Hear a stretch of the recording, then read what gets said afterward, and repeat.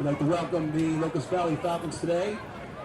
Head coach Casey Neely, assisted by John Benninger, Callum Ewan, and Tom Duggan. They will be playing today at Homecoming 2019, where our theme is remembering these shows on Netflix. Take a look at the visit in the back. Take a look. Check out the floats. Kids did a great job. Again, we're going to be underway in about 3 minutes.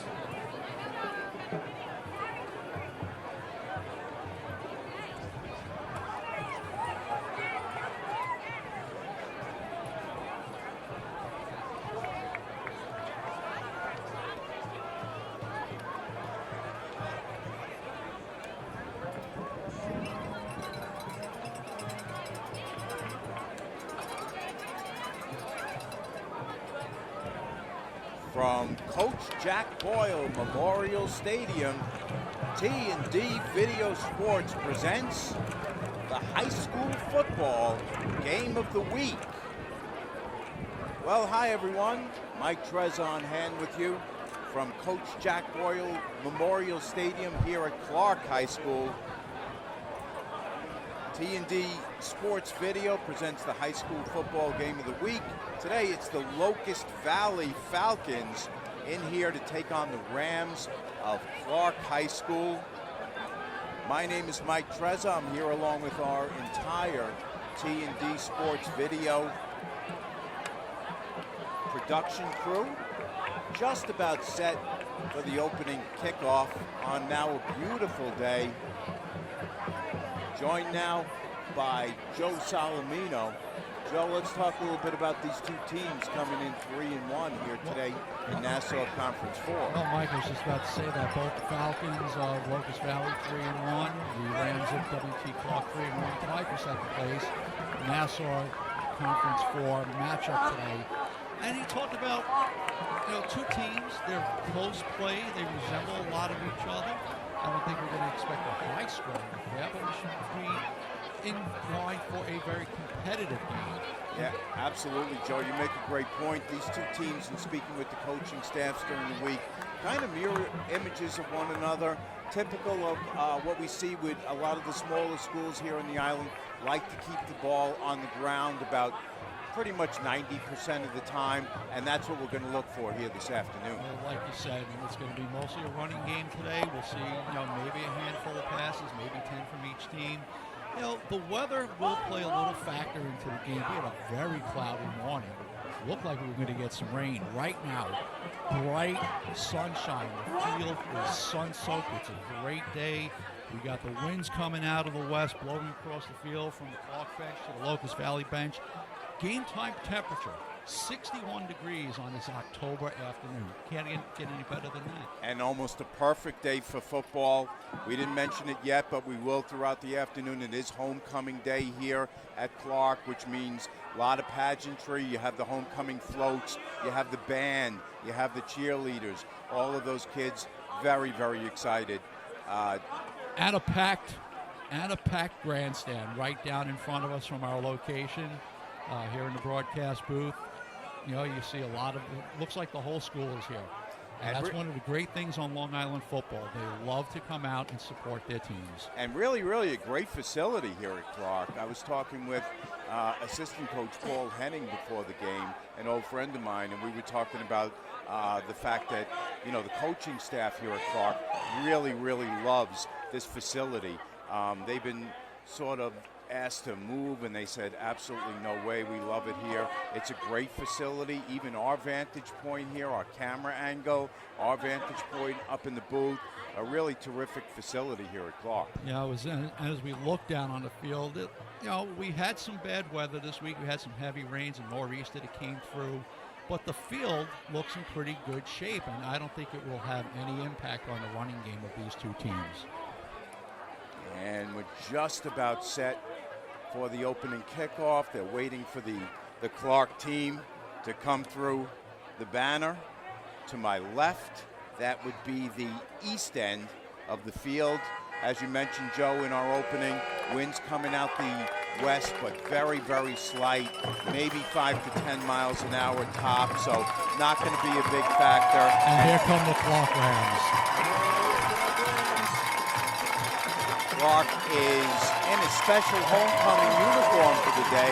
They've got gray uniforms with white letters, black pants, and their names on the back, white helmets with the C for Clarke on them. And on the other side there, you see Locust Valley.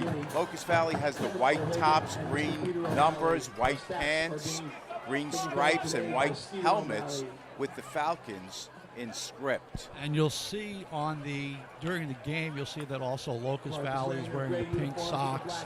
It looks like they have some players have pink wristbands. October is Breast Cancer Awareness Month, so you'll see teams who will spot it. We're going to get set, I guess, looks like for the national anthem.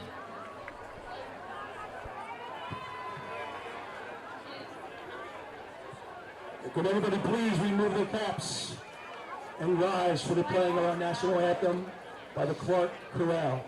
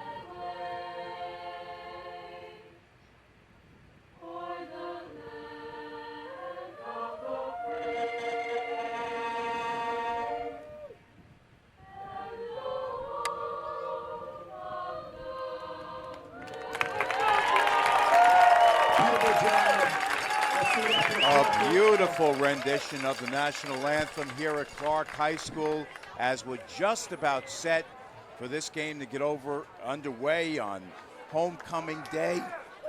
Homecoming day here at Clarke High School as Clarke hosts the Locust Valley Falcons. Both of these teams come in 3-1, and as we take a look at our coaching matchup here this afternoon, head coach Casey Neely of the Locust Valley Falcons is now in his 4th year here as the head coach of Locust Valley. He's also coached at Oyster Bay, and for a time was on the staff at Hofstra. And Clarke, of course, their head coach now is Mr. Tim O'Malley. Tim is in his 2nd year here as the head coach, a long time assistant. He coached JV.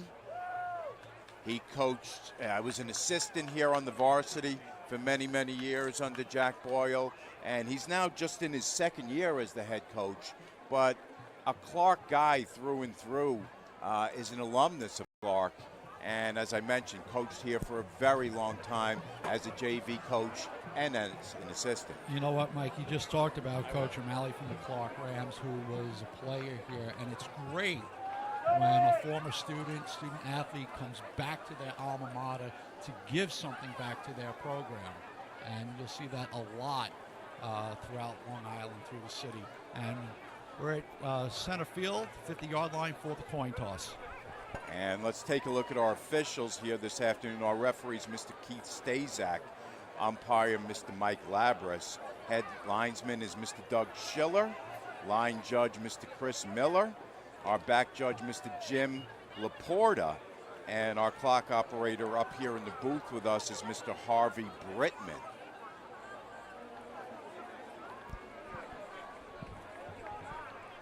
Locust Valley has won the toss. They've elected to defer, until the second half. So Clarke is going to receive to start the game. As I mentioned, to start the game, Clarke is in the gray uniform, special homecoming uniforms, and Locust Valley is in the white with green numbers. So we're just about set for the opening kickoff here. Mike Trez on hand to bring you all the action. I'm joined in the booth by Joe Statman Salamino. Mr. Tom Bruno is our director, and Jamie Burkhart is our cameraman here today for T&D Sports Video. We've got a terrific matchup here this afternoon. 2 3-1 teams, and both trying to at least attempt to keep the pace with Cold Spring Harbor, who won last night, Joe. So they're now 5-0 in the conference. Well, you know what? The winner of this game will be one game behind Cold Spring Harbor in the conference. The loser will fall 2 games behind down into third place. As we do get set for the opening kickoff, Locust Valley will go from our right to left, and Clarke Rams will receive the ball. The sun this time of the day coming around. It's going to be in their eyes the first quarter here. So, but they're going into the opposite end of the field. Shouldn't be a factor too much. And Locust Valley's coming out, getting set to kick off, and same for Clarke, as they're going to have a deep man, number 13, Brian Sullivan, and number 18, Chris Giardino. So we're set for the kickoff. Locust Valley huddling up at the 35-yard line. We're going to get set. And as we're ready for the action, we're going to turn it over to Mike Trezor. Thank you, Joe. Christian Aledo is the kickoff man. He's also the tight end for Locust Valley. So Aledo, a kid with a big leg, he's going to see if he can put it over the head of the 2 return men that Joe mentioned, the back deep. 13, Sullivan is a real playmaker, and he's back there along with Chris Giardino, who's also the quarterback on this team. Aledo is ready. Giardino and Murphy are ready. And we are underway here at Clarke. It looks like Murphy is going to field it just inside his own 20. A couple moves to his right. He's trying to get to the sideline. He turns the corner. He's up at the 40 and finally shoved out of bounds on the near side on the 40. It's number 68 with the tackle, and that's Patrick Fallon. So Fallon with the special teams tackle.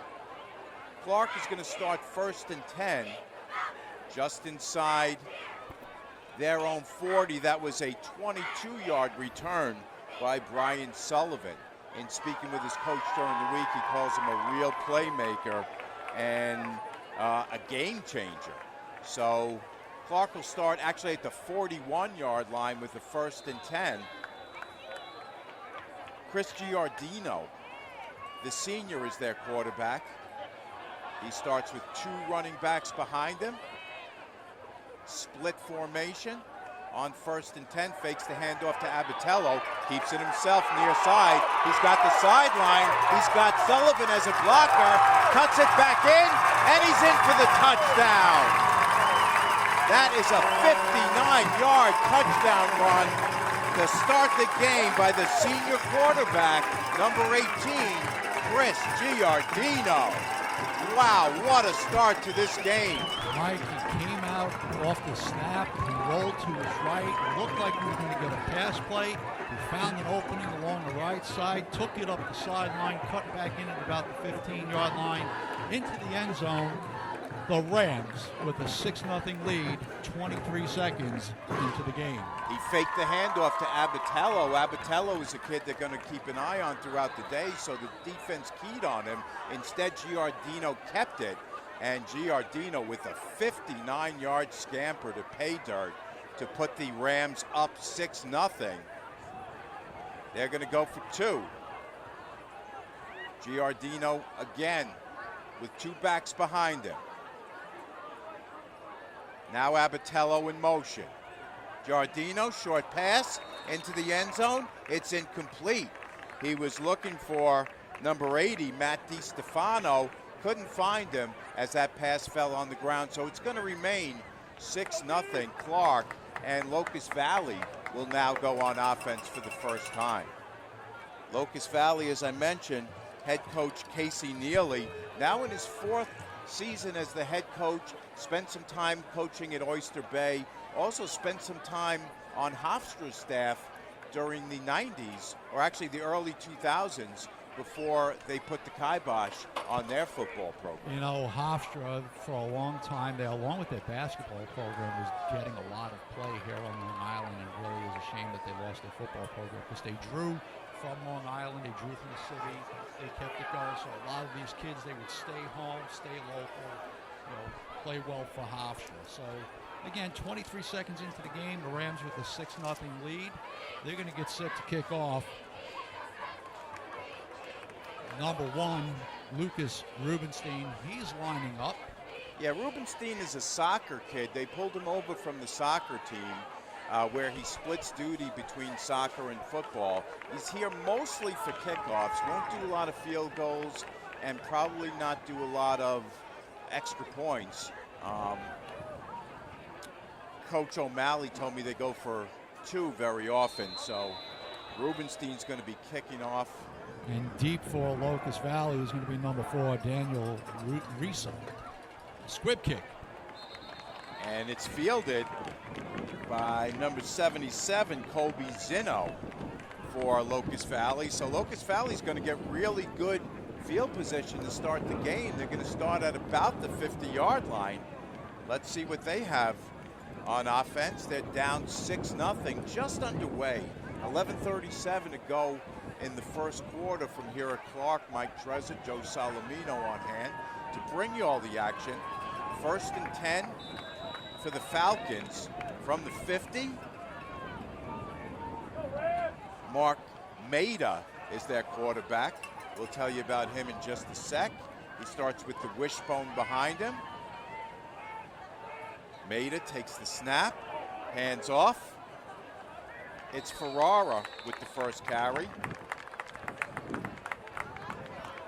Gain of 2 on the play. Locust Valley runs that wishbone offense they've been running for many, many years. Their coach Casey Neely telling me this has been the offensive system at Locust Valley for many, many years. Good old-fashioned wishbone offense.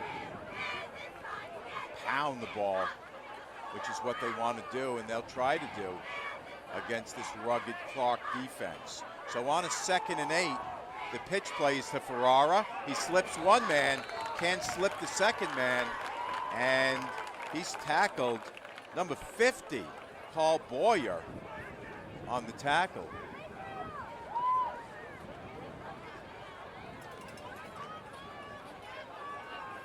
So that's going to bring up a 3rd and 7 from the 43-yard line.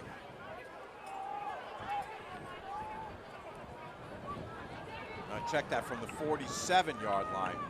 It's going to be 3rd and 7. Made, as I mentioned, just a sophomore. Starting just his 2nd game on the varsity. Outside, Ferrara gets close to the first down marker. It's going to depend on where they spot it. It looks like the official on the far side has him just about a yard, maybe half a yard short. So this may bring up a 4th and short. Looks like about half a foot to go. Yeah, the official just signaled 4th down. So it's going to be 4th, and as I mentioned, about half a foot to go. Ferrara's gotten 3 carries on this series for 9 yards. Let's see if he gets the ball again here. 3 in the backfield behind Maida. This time the up man takes it, and I don't think he got there. I think that Clarke stopped him. The Clarke player's point. and say that they're going to get the ball on downs. Let's see what the officials say.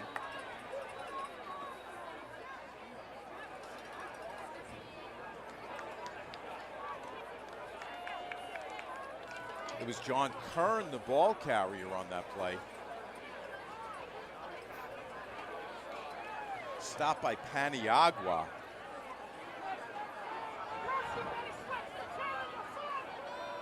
Comes the chain crew out to take a look. Boy, it's looking to me like they're about 3 inches shy. Let's see. First down, Clarke. From the vantage point here, Mikey, looks like he missed it by the nose of the football. Number 32, Luke Paniagua, the Locust Valley, took the ball, went into the line of scrimmage, got stopped. Clarke takes over on downs. Paniagua, very, very rugged two-way player. He's in that backfield.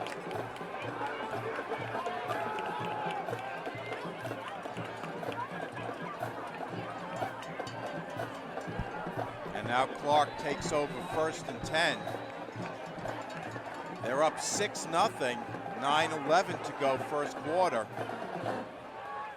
Handoff on the inside.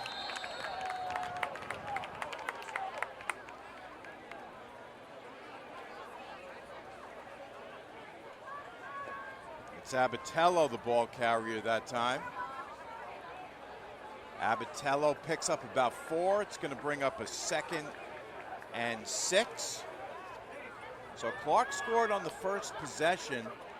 They scored on the first play from scrimmage, as a matter of fact, a 59-yard keeper by Giardino. They lead 6-0.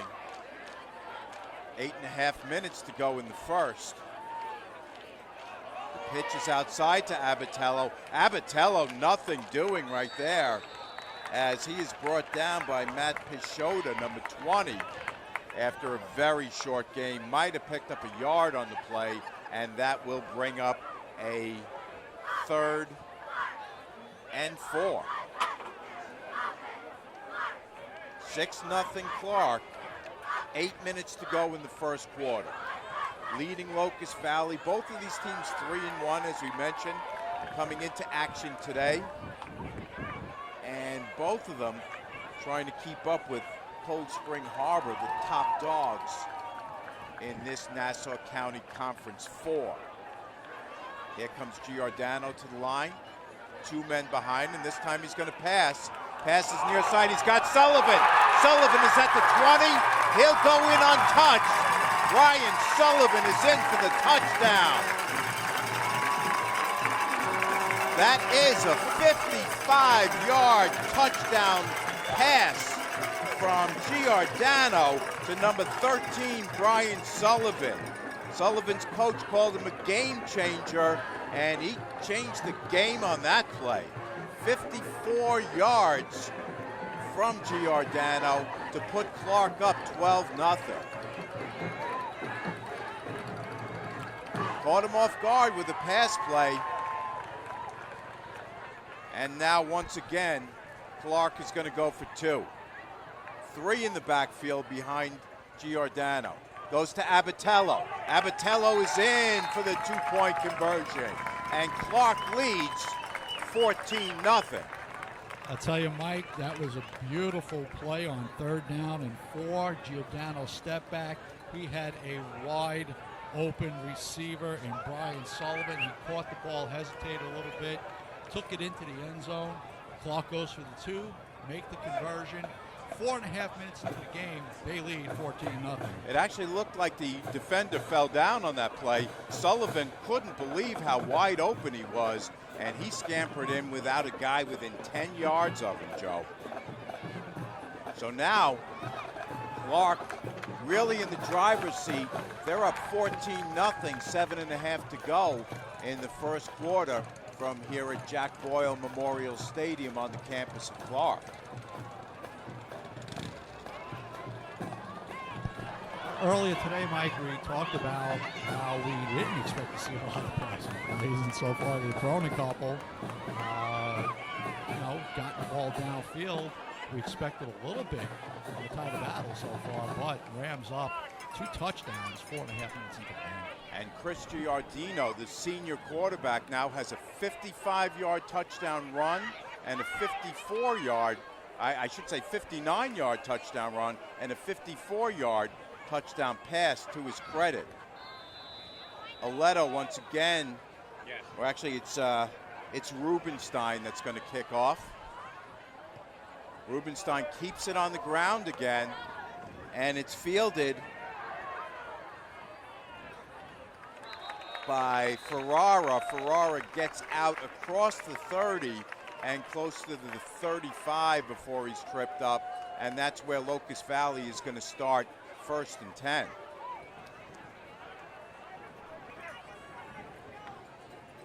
Clarke up 14-0, 7:24 to go in the first quarter.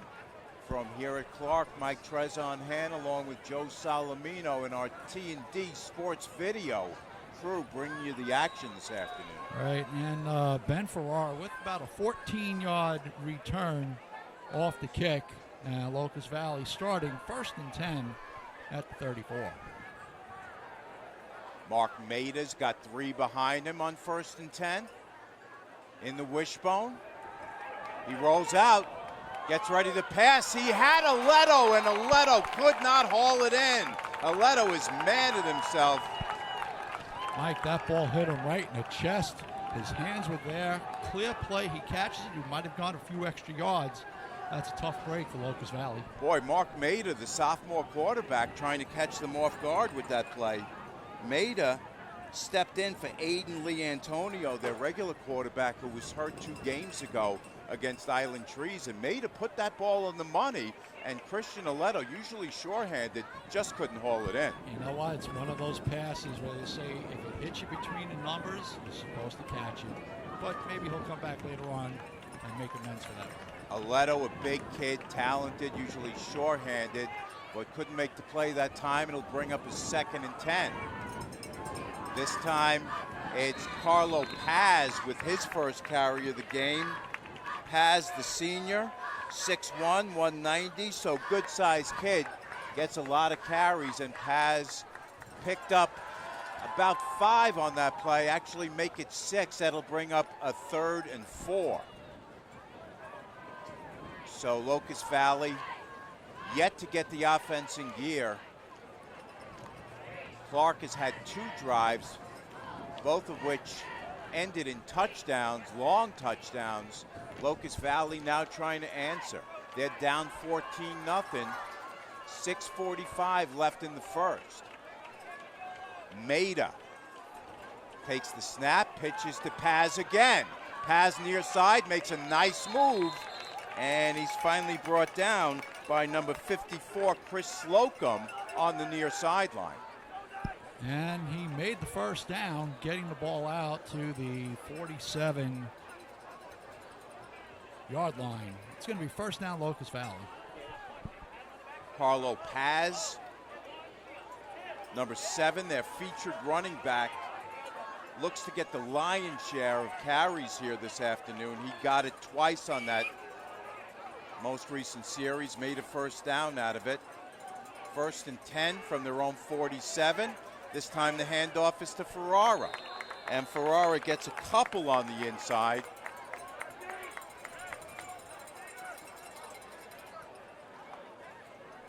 We'll call it a gain of 3 on the play for Ben Ferrara. That'll bring up a 2nd and 7 from midfield. We're approaching the 6-minute mark in the first quarter, and Clarke leads 14-0. Locust Valley now trying to answer. They've kept the ball on the ground except for that one pass play they were unable to complete. So now 2nd and 7. Maida pitches to Paz again near side. We've got a flag down on the play. Maida out near the first down marker, but it looks like that one's coming back. It came from the area that looks to be holding. We'll see what the call is. Yes, it is indeed holding on Locust Valley, so that's going to back them up 10. and that is going to bring up a 2nd and long. They've tried that same play several times on the near sideline to Carlo Paz. He was running it with good success, but that time they caught somebody holding on a little too long, and now the Falcons are going to have to back up 10. 10 yards from the spot, so that is going to bring up a 2nd and about 17. Looks like 17. Just inside their 40-yard line now from the 39-yard line.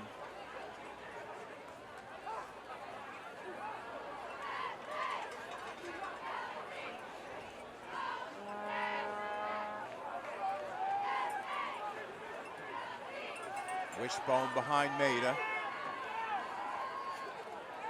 Maida looking to throw. Oh, this time he overthrows Aledo. Last time it was Aledo that couldn't haul it in. This time, Maida is off the mark, looking for his tight end on that far sideline. And Aledo was in the open field, and quarterback just right over the top of his head. Had him open. A little tough today. Kid's got a very good arm, Mike. I will say that much. I like the way he throws the ball. As I mentioned to you earlier, just starting his 2nd game after regular quarterback Aiden Lee Antonio got hurt against Island Trees 2 weeks ago. So Maida, in a tough spot, just a sophomore, has had to step in and try to fill the shoes of Lee Antonio. Doing a nice job, but now they're up against it with a 3rd and 17.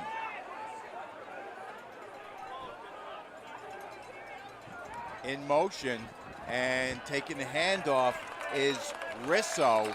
Risso trying the far sideline, and Risso is not going to get anywhere near, and Locust Valley is going to have to punt.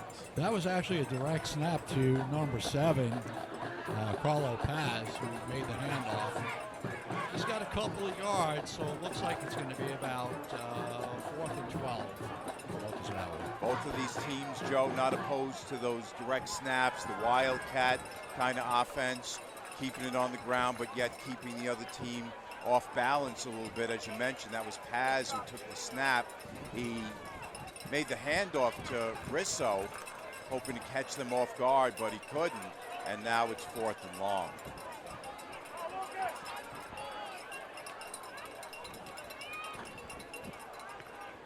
Hill is our punter. Bounces backward, takes a Clarke bounce, and Clarke is going to start 1st and 10 from about their own 34-yard line. That was a 22-yard punt, Locust Valley. 1st and 10, Clarke.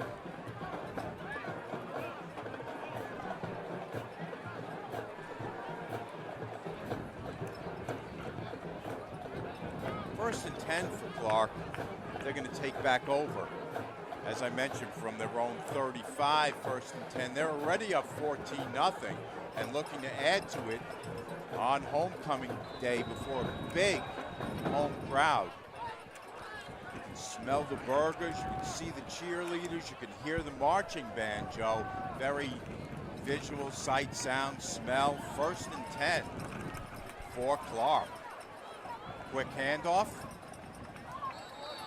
Handoff is to John Kern, the up back. John Kern picks up about 3 up the middle before he stopped. So that's going to bring up a 2nd and 7. Approaching the 4-minute mark here in the first quarter of play. Chris Giardino, the senior, his coach called him a great option quarterback. He loves the way that the kids rally around their senior leader, number 18, Chris Giardino. Giardino, 2 backs behind him. Takes the snap, fakes for the handoff. Now the pitch play along the far sideline goes Nick Campanulo. Campagnolo with a nice gain along that far sideline. He's got the first down, and Clarke once again is out to midfield. That was a nice 13-yard run there, Mike.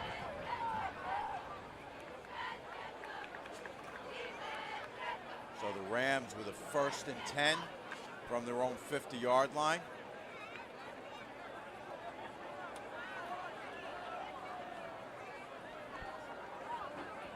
Giardino hands off up the middle to Kern.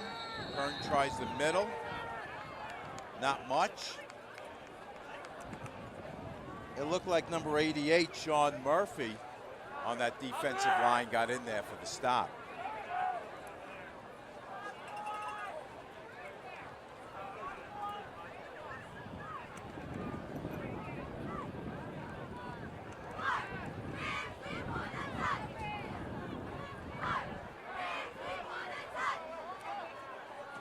Second and 9, pickup of just a yard on that last play.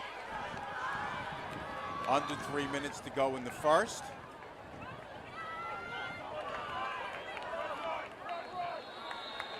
I think it's Kern with the ball this time. No, actually it's Michael Forte with the carry that time.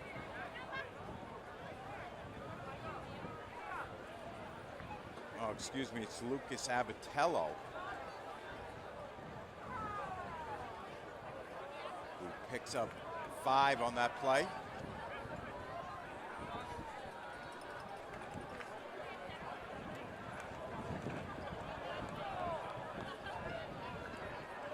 Ferrari in on that last tackle along with Roberts. 3rd and 4. Back to pass, Giardino looking near side for Sullivan. And it goes through the hands of Sullivan. Good coverage that time by Risso on Locust Valley. That time he was step for step with Brian Sullivan. Got his hands in there nicely at the last minute to break up the play. Not even close to a pass interference. He did a nice job staying with Sullivan. Got his hands up, deflected the ball. So Tim O'Malley showing he's not afraid to air it out here this afternoon with his senior quarterback, Chris Giardino. At least the 3rd time he's gone deep for Sullivan. Completed one deep one. It's going to bring up a 4th and 3.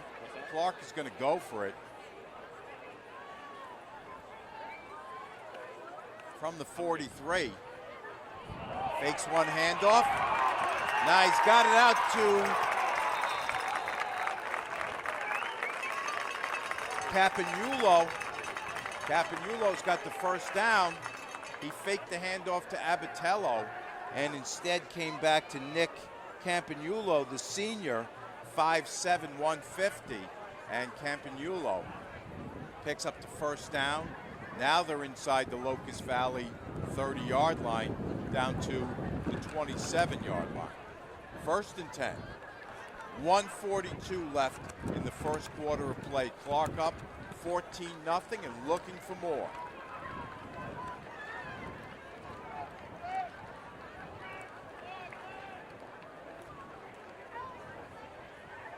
Abatello outruns one man, cuts it outside. Abatello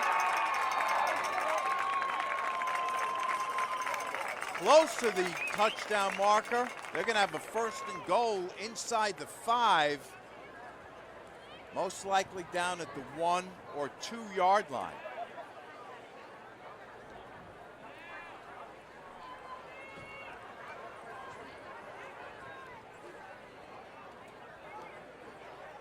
Lucas Abatello showing some speed on that outside. Took the handoff, outran one man, made a move around another. And now Clarke is set up with a 1st and goal. 1:16 left in the first. Giardino hands off inside, nothing doing there as that play is shut down quickly on the inside.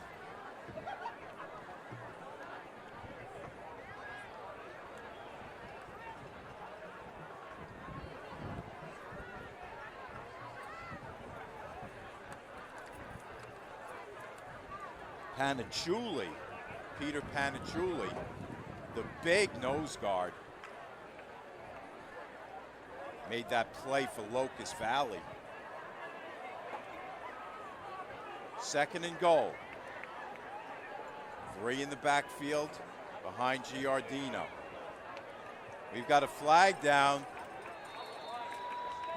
Clarke scores, but that one's coming back. One of the running backs took off just a little bit early on that play, and that one's going to be false start. That's coming back. Let's get the official word. Illegal motion on Clarke. That is a 5-yard penalty, so it is still going to be 2nd and goal. And now they're going to be backed up to the 6-yard line, the 10-yard line.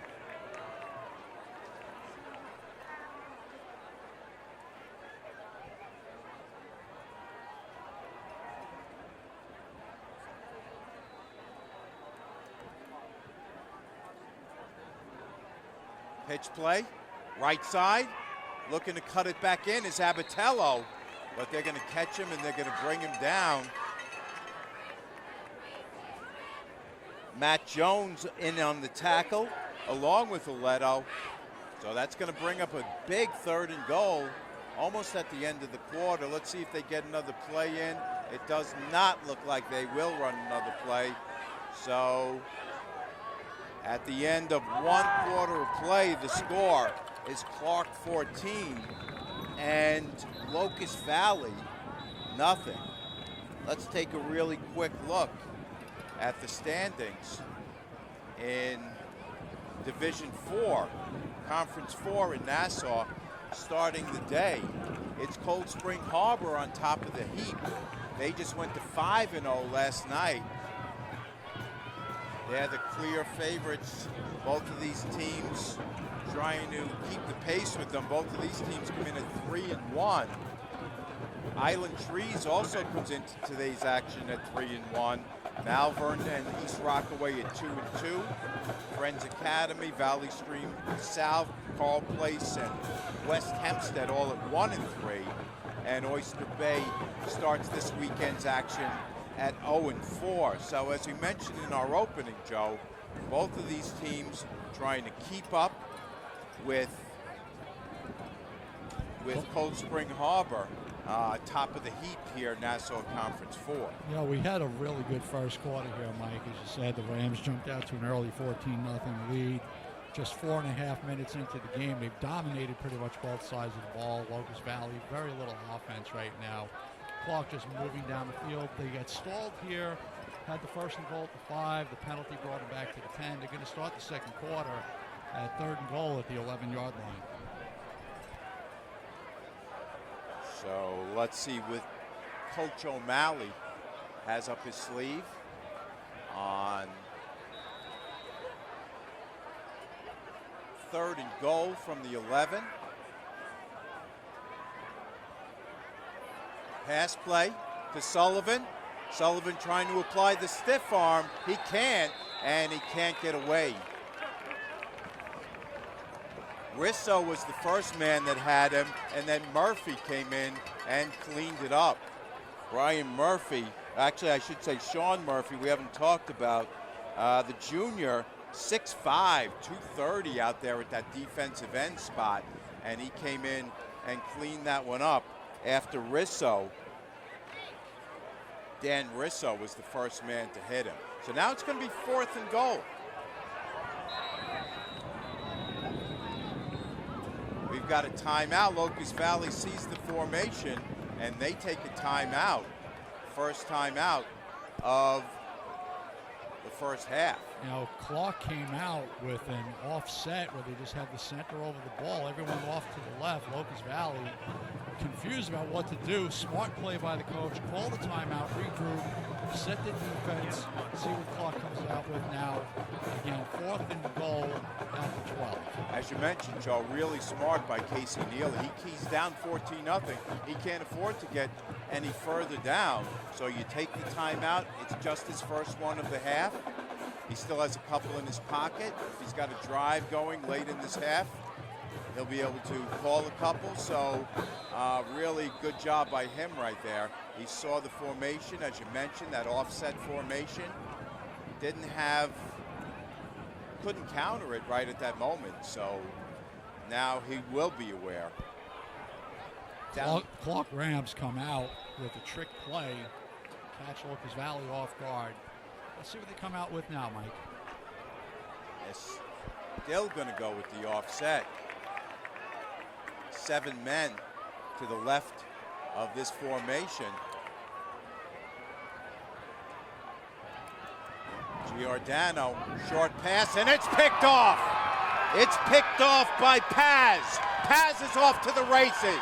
Paz is at the 40, the 30, the 20, and Carlo Paz is in for the touchdown. We've got a flag down on the play. I think that's going against Clarke, and I think that touchdown is going to stand. If it does, it's going to be an make it 94-yard interception return. Let's see what the call is on the play.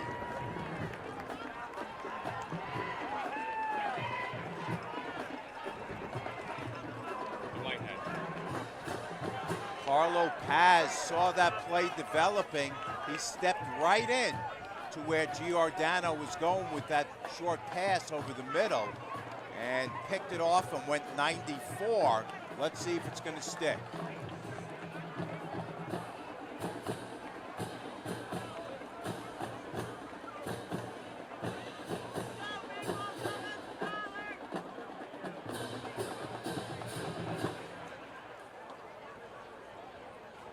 Looks like it is, as Locust Valley's already setting up for the 2-point conversion.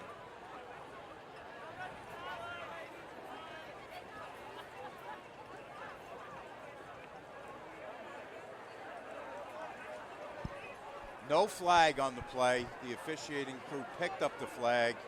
So that TD, 94-yard return by Carlo Paz, is going to stand. Mike, what a play. Clarke came out again. They ran the trick play with the offset formation. Quarterback took the pass. He actually went with the center eligible, went for the pass. Paz stepped in front, grabbed the ball, had daylight. He turned on the Jets, made the score. Locust Valley lining up for the extra point. Paniagua to hold for Aledo. Low snap.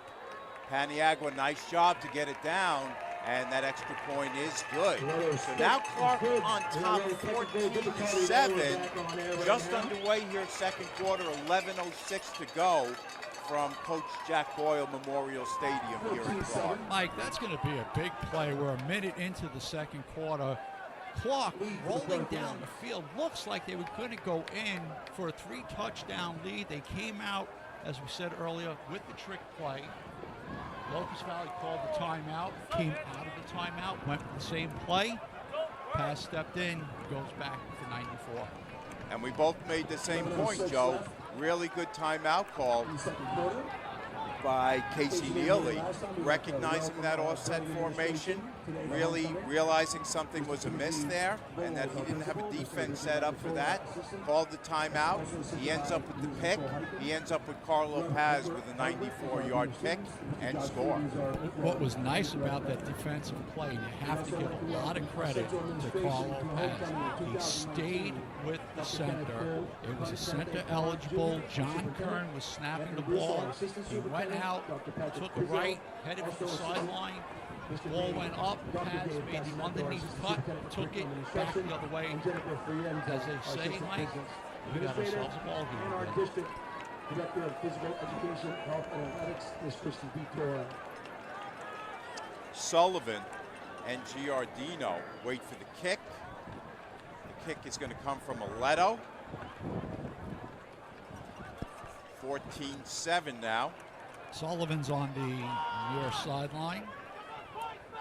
Giordano over on the far side, on the Locust Valley side of the field, as the Falcons get set to kick off. Here's Aledo's kick. Once again, he keeps it low. It skips past Giordano. He feels it inside the 20. Tries a move or two along that right sideline and can't get much. He's out past the 30, but no more than that. So Clarke will go back to work on offense from just about their own 30-yard line. Giordano, 13-yard return on that play. Giordano's done a little bit of everything here today. Had a long touchdown run, a long touchdown pass, out there returning kicks. Raffle tickets. We're going to be picking the winner today at the end of homecoming. So the Rams of Clarke went up 14-0 early, first quarter, but now Locust Valley has come back and scored on defense and now trails 14-7. 11 minutes to go in the second quarter of play. From here at Clarke, Mike Trezor, Joe Salamino. Inside handoff, nice move. Paniagua again is in there, clogging up that middle. I should say Panichulia, along with Peixoto. Panichulia, Pete Panichulia, the senior, at 6'3", 250. Out there on the nose, and he is a load to try to move off that defensive line. He was in there along with Peixoto with the tackle. Short pickup on that play. Just a pickup of 2, so that's going to bring up a 2nd and 8.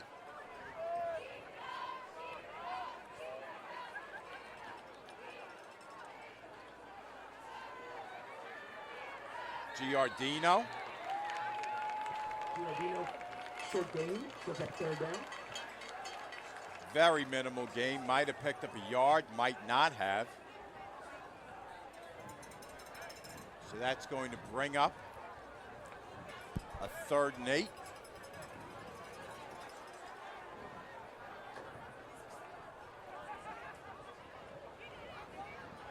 .9:45 left before halftime. Clarke with the ball in the 14-7 lead. Just a fantastic day for football here in Westbury. Clarke won the News 12 Spirit Week competition with over 40,000 votes. So make sure you watch Channel 12 News on Monday. Set your DVR. Timeout, Clarke. That's their first timeout of the half. On Monday. Taking a look at some of the other action in Nassau Conference 4 today. Carl Place is over at Oyster Bay. East Rockaway is at Friends Academy. Island Trees at Malvern. And Seaford is at West Hempstead. All of those 2 o'clock starts. Today, the only Friday night game in Nassau Conference 4 was last night's game, where, as I mentioned, Cold Spring Harbor rolled. I think 50-0 was the final score in that game. So they're shaping up as most definitely the team to beat. 3rd and long. Giordino over the middle. He's got a completion. Giordino has got DiStefano. DiStefano is in for the touchdown. Beautiful play. Giordino to Matt DiStefano. DiStefano in there for a touchdown. 78 yards.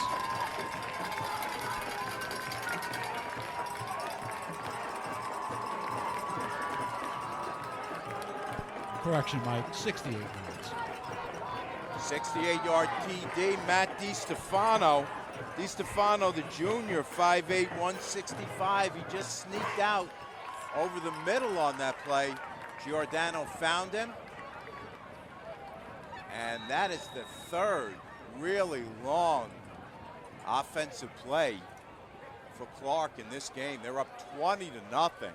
9:13 left before halftime. And once again, Clarke will go for 2.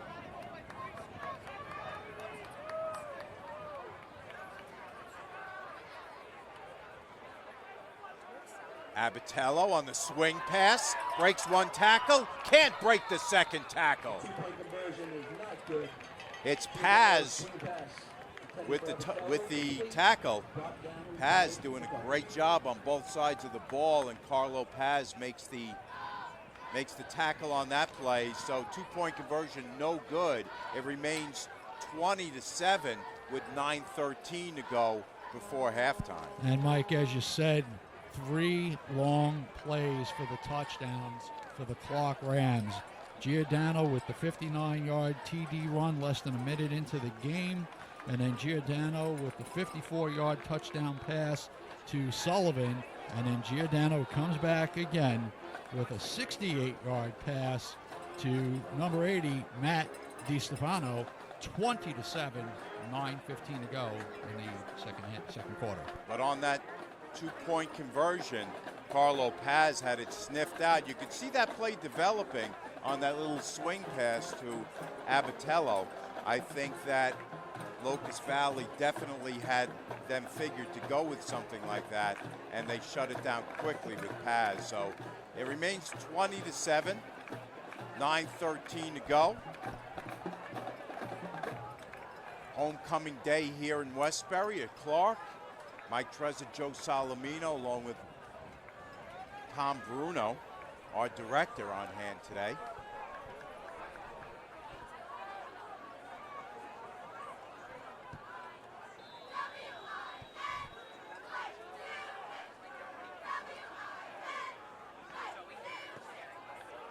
Rubenstein, short kickoff. It's going to be returned. Around the left sideline is Risso. Risso out close to the 40 before he's brought down by number 10, Mike Forte. Mike Forte on the tackle. So short kick and nice return that time by Dan Risso along that left sideline. He's out to the 34-yard line, where Locust Valley will start 1st and 10. Locust Valley offense not been on the field all that much. 16-yard return on that play by Risso. 1st and 10 from the 34. 9:07 to go in the second.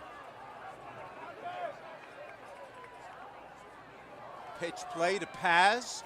Paz tries the left side again. A gain of about 2 on that left side. Brought down by a host of Rams. Called second. And a long 8.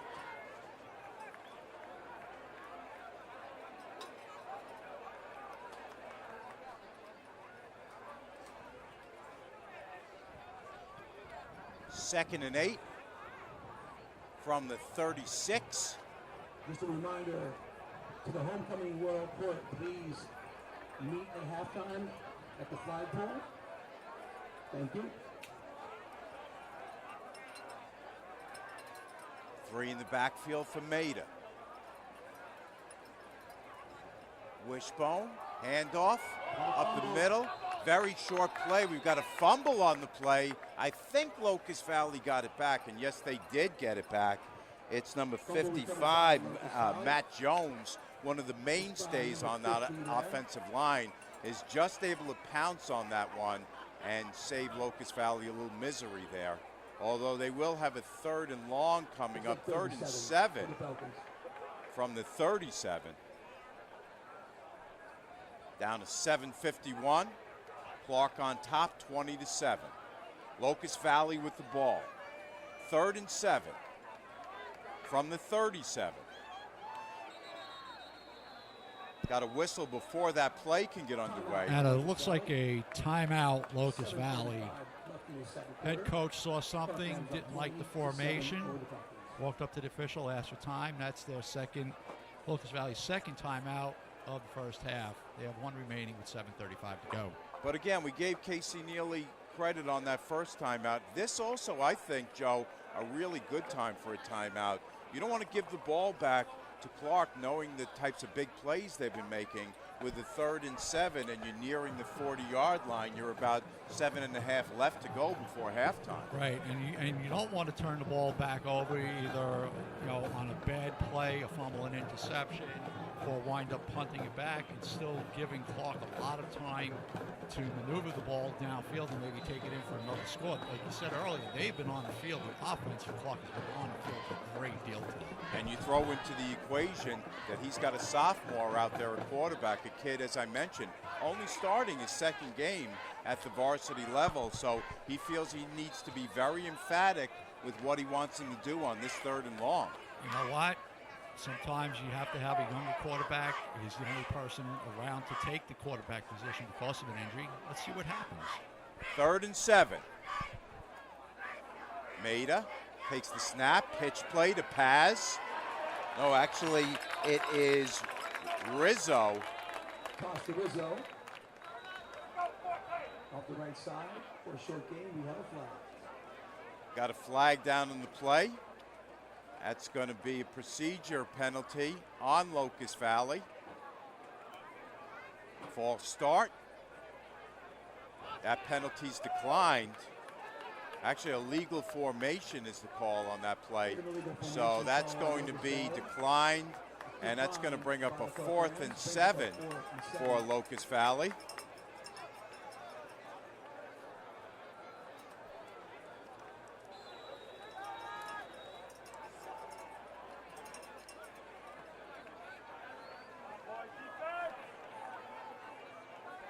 Hill is the punter.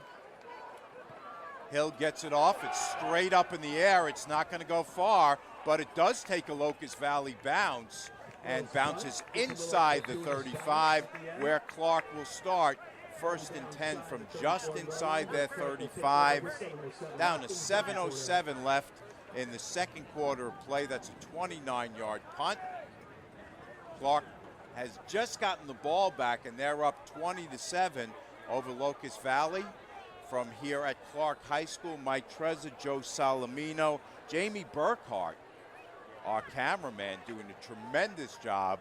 And of course, our director is Tommy Bruno, who always does a fantastic job. So T&D Sports out here covering this one in Conference 4 today. We're hoping to bring you more action throughout the season. Meanwhile, it's a 1st and 10 for Clarke. Giordano, he's got a guy wide open and he overthrows him, trying to get it out to Campagnolo. Giordano's pass attempted at Campagnolo, incomplete.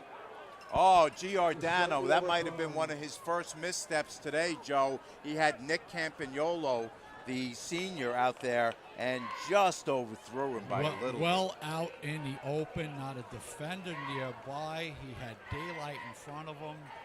This kid Giordano, Mike, he's got a heck of a strong arm. We talk about how we expected this to be a running game, yet Clarke has thrown up a number of pass plays. And, Nassau County, Group 4, you expect mostly running plays. But this kid Giordano has a very nice arm. Handoff this time right side. Nothing doing on that right side as Murphy is in there for that tackle. Sean Murphy, I mentioned him earlier, just a junior, but 6'5", 230, and looks like he might have been slightly shaken up on that play, but did manage to make the tackle from his defensive end spot. No gain on that play, so that is going to bring up a 3rd and 10 from just inside the 35. Last time when Clarke had a 3rd down, they were 3rd and 8 at the 32, and they went 68 yards for a touchdown. Let's see what the Rams come out with from this play. 2 in the backfield. Giordano trying to go over the middle. There's nobody home. Locking down the middle on that defense was Matt Pachota for the Falcons of Locust Valley. Great pressure on that 3rd down, coming right up the middle. Giordano backed up, really had nowhere to run. He threw off his back foot, threw it out in the middle of the field. Ball's up a little bit higher. That Locust Valley player could have taken it and gone back the other way. Luckily for Clarke, ball dropped in front.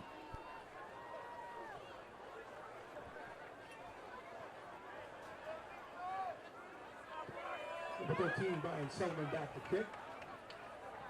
Sullivan to punt.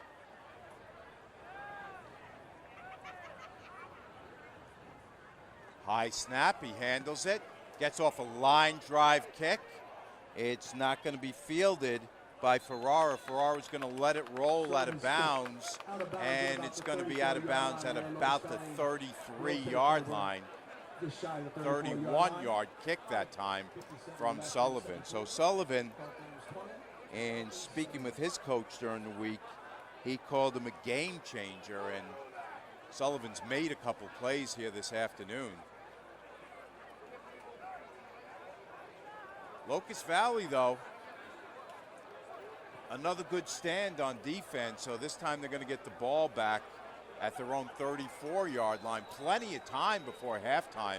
They've got just under 6 minutes, and they trail 20-7, Locust Valley does, against Clarke. So Maida, I should say, the sophomore, is going to go back to work with a wishbone behind him. This time he's looking to throw. He gets it out. Oh, nice catch that time.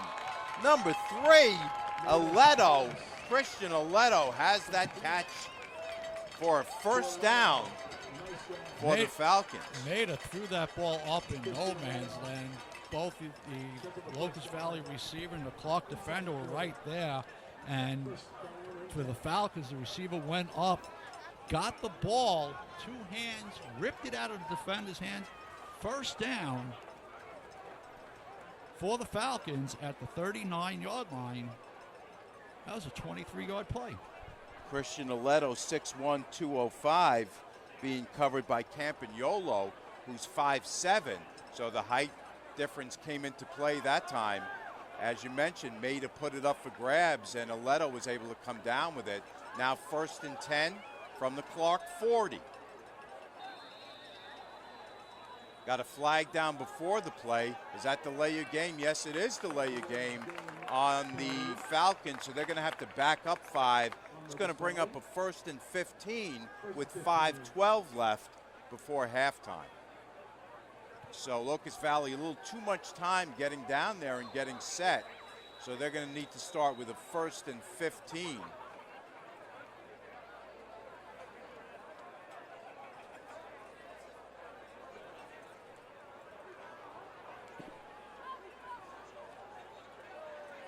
Once again, as we mentioned, it's now become a gorgeous afternoon for football here in Westbury.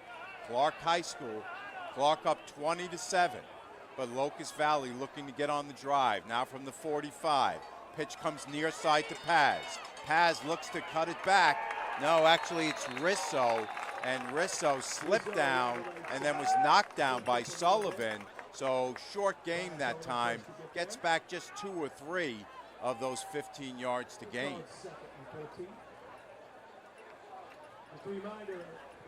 Picks up just a yard, as a matter of fact, on that play. It's going to bring up a 2nd and 14 from the 44-yard line.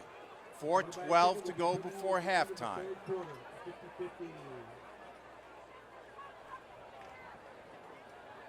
Let's see what Coach Neely can come up with on a 2nd and 14. Maida under center. Takes the snap. Handoff. Couple tough yards fought for that time by Ferrara.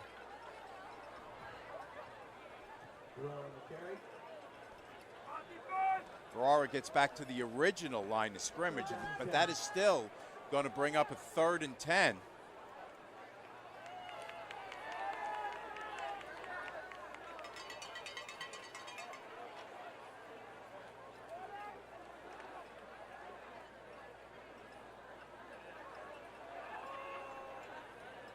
This time Murphy is out left.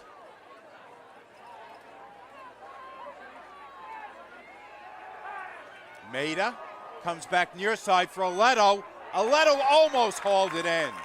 Covered once again that time by Campagnolo, and this time Christian Aledo could not make the catch, and it brings up 4th down. You know, you had Aledo going up against Campagnolo again, and this time Campagnolo made the play, read the pass. I think Locust Valley Maida left it up a little too high that time, but they both went up. Nice play by the defense. I felt sure that time he might take a look at Murphy, lined up to the left side of the formation, but he never looked at him.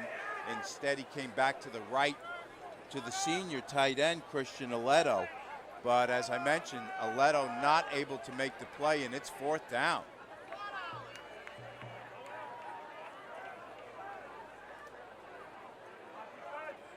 Wildcat to Paz. Paz looks to pass. Far side, and it's picked off. No, they're calling it incomplete. Nick Caputo out there on the coverage. Caputo almost came up with the interception, but they call it incomplete. Maida aired it out a long way. He had to go back across his body to that left sideline.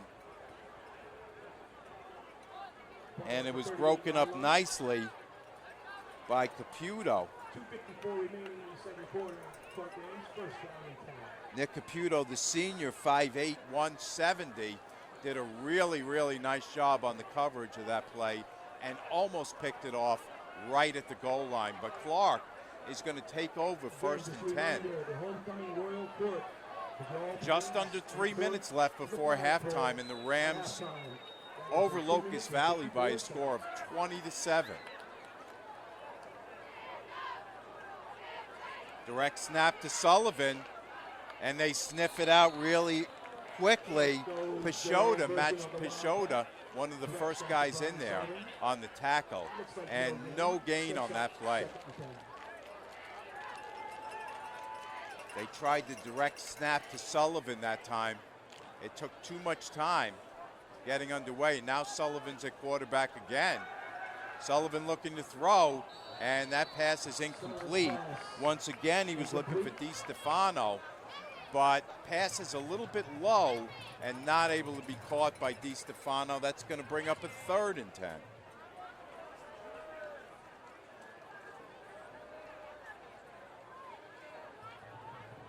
Sullivan goes back into the huddle. Let's see what Coach O'Malley has on 3rd and 10 from his own 39-yard line. He's got 2 receivers near side. Now it's a pitch to Abatello. Abatello makes one man miss. He's along the sideline.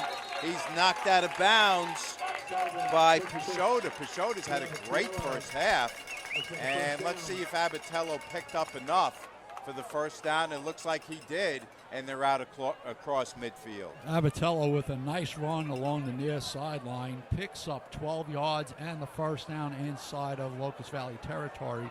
1st and 10, Clarke at the 48. We're approaching the 2-minute mark in the second quarter of play. Clarke with the ball and the 20-7 lead. Once again, it's Sullivan, pitches to Abatello. Abatello spin move, and he's out close to another first down. Gain of 8 on the play.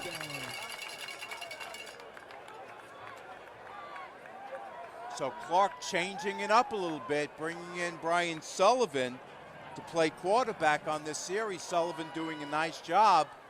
Sullivan fakes the handoff, keeps it himself, looking for room. Out near the sideline, Paz makes the tackle after a pickup of 9 on the play.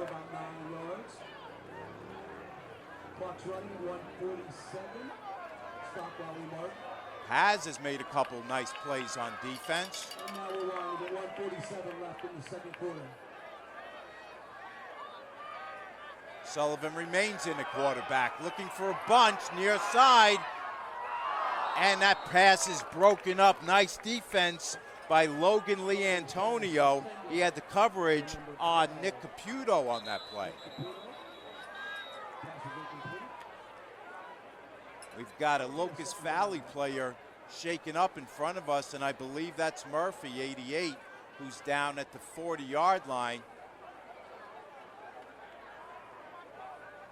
but Brian Sullivan showing his skill as a quarterback as well as a receiver. He put that ball almost on the money, but a step-for-step coverage that time by Logan Leantonio, number 1, broke up that play intended for Caputo. Since Sullivan came in to take over the quarterback, or what we call the wildcat in this situation, is a 1-yard run, 2 incomplete passes, but he also had a 9-yard run, which picked up the first down. And Murphy's up for Locust Valley. Clarke has moved the ball quite well since taking over on downs. Sean Murphy gets off the field on his own steam. I have a feeling we haven't seen the last of him this afternoon. The junior, 6'5", 230, goes to the sideline. We'll see if they can get him straightened out and get him back in there reasonably quickly. Meanwhile, Clarke has a 2nd and 10 from the 31-yard line of Locust Valley.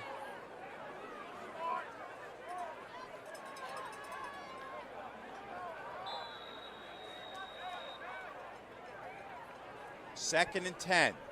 Sullivan, a QB, drifts back, going for Abatello near side. Once again, it's Paz on the coverage, and that ball a little bit too hard for Abatello. Handcuffed him just a little bit on those swing passes. You got to put a little more touch on that pass, and not able to connect with Abatello on that play. Clarke in the middle of a 7-play drive, moving the ball 30 yards from their 38-yard line to the 31 of Locust Valley. Minute 33 left in the first half, Mike. We've seen a heck of a ball game. It's 3rd and 10 from the 31. Clarke with the ball in the lead, looking for more. Giardino's back in there. Giardino rolls out right, passes right, and he's got a completion. Completes it to Sullivan. Risso makes the tackle, and once again Clarke has a first down, 16 yards on that play. 1st and 10, Clarke from the Locust Valley 16-yard line. We're down to 1:15 left in the half. Sullivan to the near side of the formation. Giardino going for Sullivan. End zone. He's got it! Touchdown, Sullivan. Beautiful pass from Chris Giardino. 15 yards on the touchdown. Clarke up 26-7.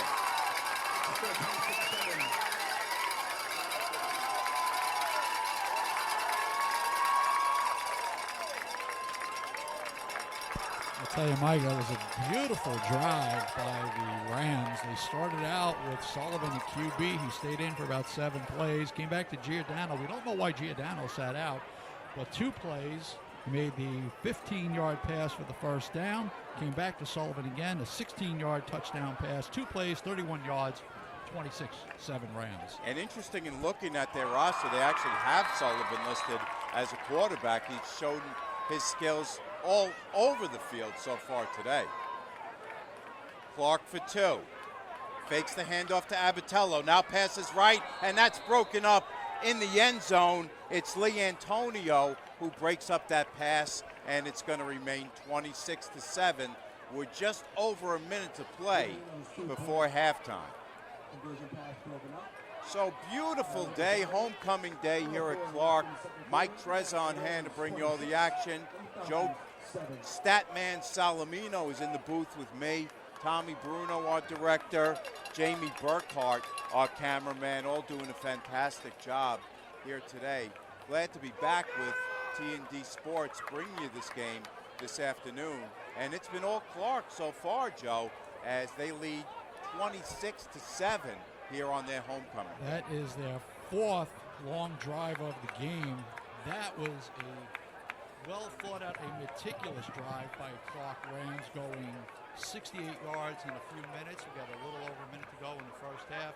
They lead 26-7. Giordano, I believe that's his 3rd touchdown pass of the game, or 3rd touchdown in the game, 2 passes and a run.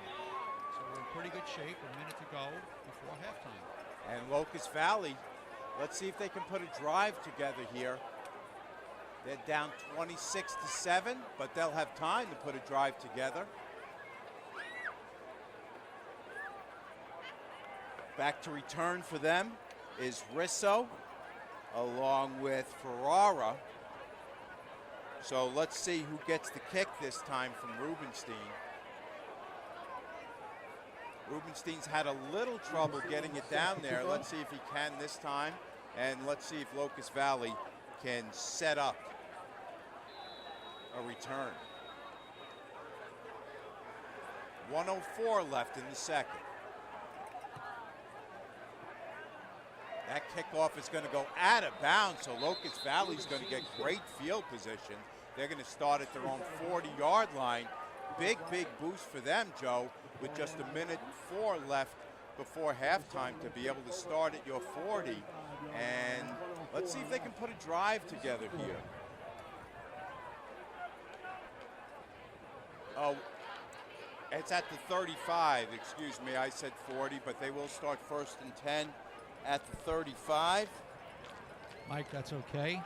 I was in NFL mode also. I thought it was going to start at the 40-yard line, but thanks to the crew here in the booth, corrected our little error. So 1:04 to go. 1st and 10 Locust Valley at their own 35-yard line. Let's see if they can put something together before we hit the halftime.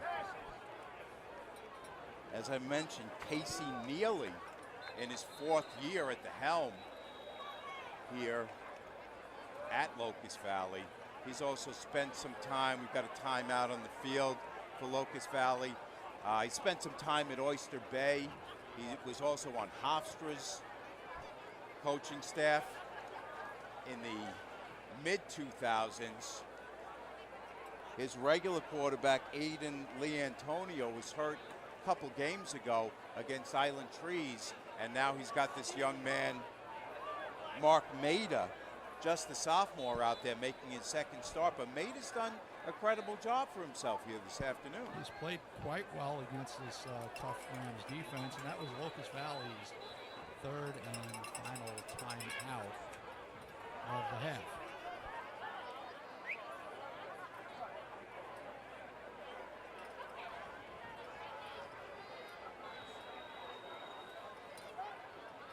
Locust Valley 1st and 10 from their own 35. They'll start this series.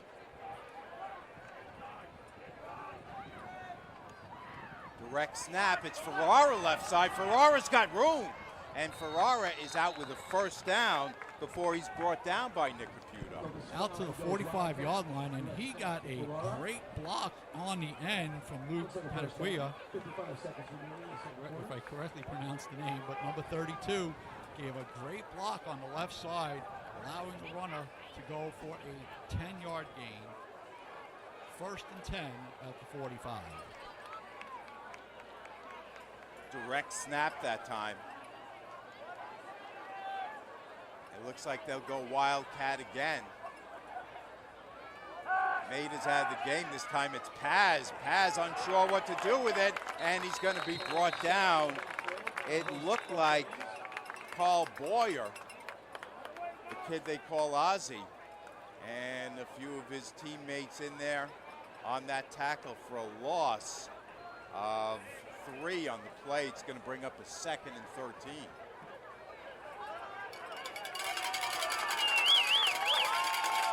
That is the end of the 1st half, ladies and gentlemen. Our score after 1 half of play: Clarke 26, Locust Valley 7. We're back with much more action right after this. This is T&D Sports Video. The Locust Valley Falcons, 7.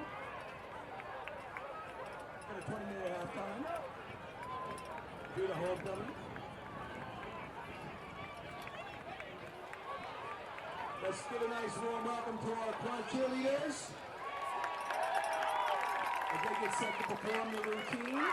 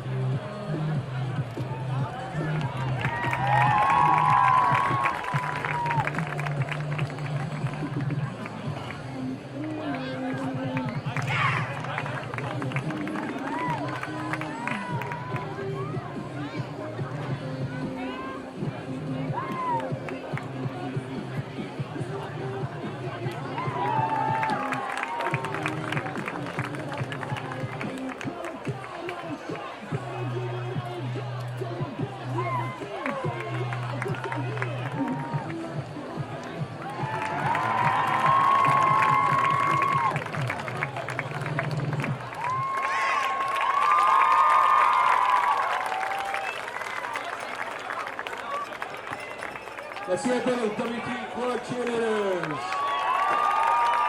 Coached by Alexa DiGustina. They are Maya Bate, Sofia Aprea, Victoria Berzate, Catherine Bergiorno, Alina Daniello, Emily DeSantis, Deborah Garcia, Daniela Hallett, Serenity Hurdes, Cassandra Hicks, Sydney Hicks, Gianna Lagnice, Nicole Nelson, Summer Nelson, Eva Reese, Victoria Rivera, and Madison Pell. Nice job, ladies.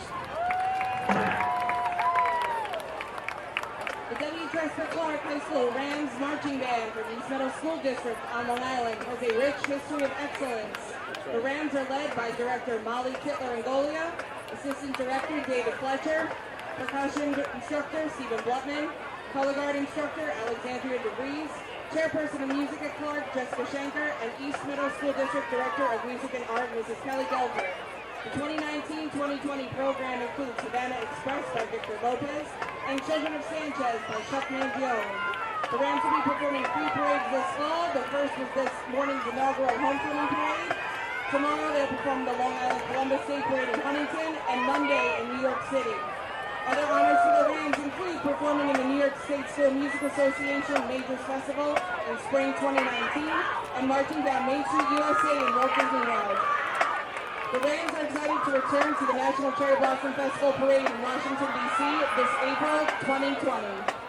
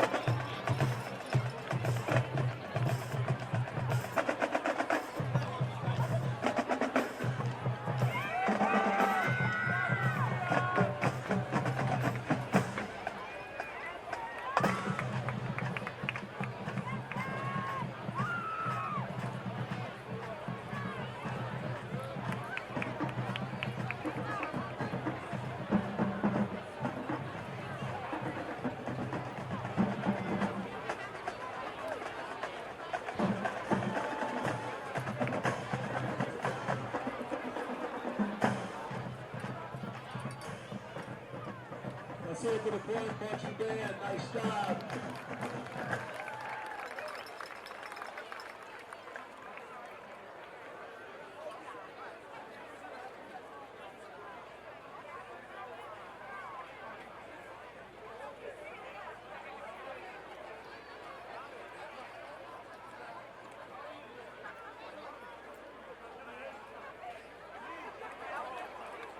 At this time, we'd like to recognize the homecoming Royal Court.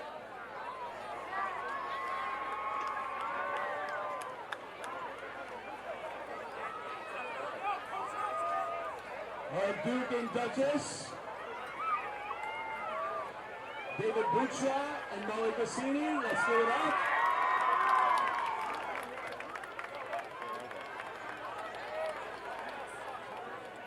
Our Count and Countess, Brian Themo-Stockeries and Maya Bete.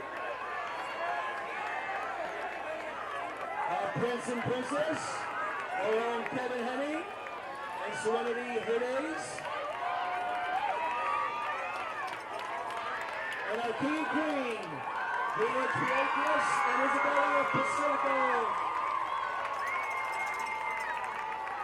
Let's hear it for our Royal Court.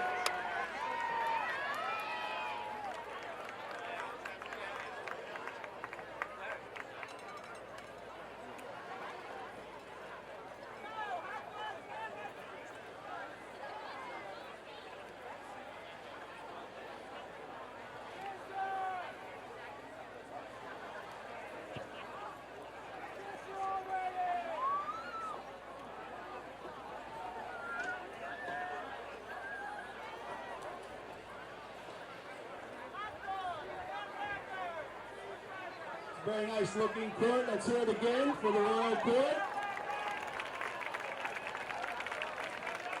At this time, we'd like to give you the tallies for the Spirit Week. Our first place for Neon Day was the class of 2021. PJ Day was first place, class of 2020. The Dynamic Duo Day, first place, 2021. USA Pride Day, the class of 2020. School Colors Day, the class of 2021. Our famous toilet paper contest, the class of 2023.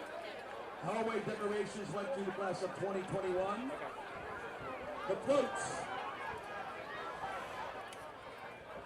We will give you updates on that in a second. Our overall standings for Spirit Week, our second runner-up was the class of 2022. First runner-up was the class of 2020, and the overall winning class of this year's Spirit Week was the class of 2021.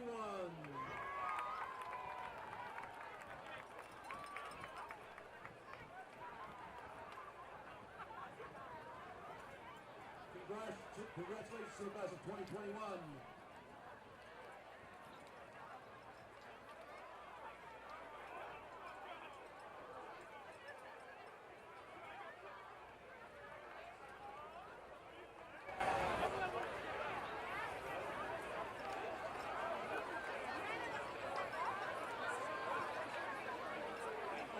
This time we'd like to also recognize all the class advisors for all the classes. Great job of helping the kids out this year with the floats and all the Spirit Week activities.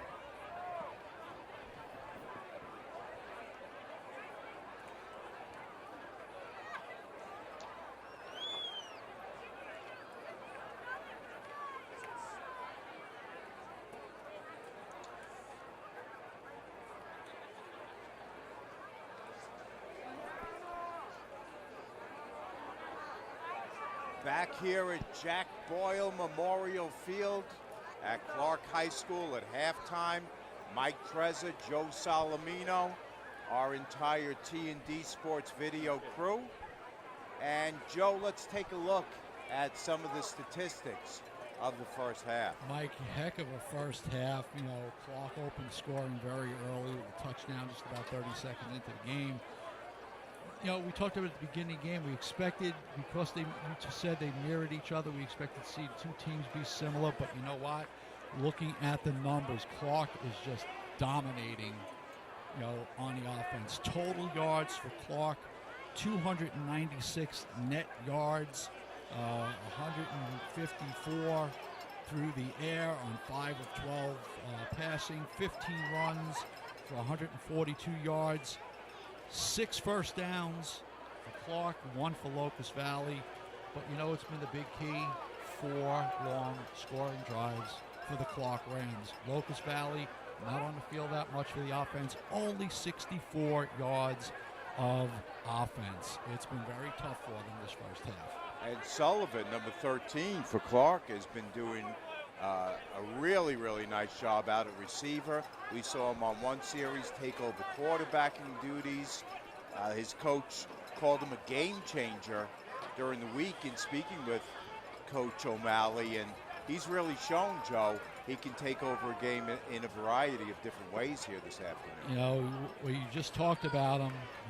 Sullivan has 2 touchdown receptions. The 54-yarder early in the first quarter, and then right before the end of the half, he pulled in a 16-yard pass play after pulling in a 15-yarder to get Clarke closer. And again, just looking at the numbers, you know, it's 26-7 on the scoreboard, and Locust Valley, you know, 14 rushes, 34 yards, 1 for 4 in passing, 61 net yards. And Locust Valley, the only score, Mike, came on that 88-yard interception return. Yeah, Carlo Paz, who made some other good defensive plays, but he made a tremendous play cutting in front of that pass and returning it for the TD on that play.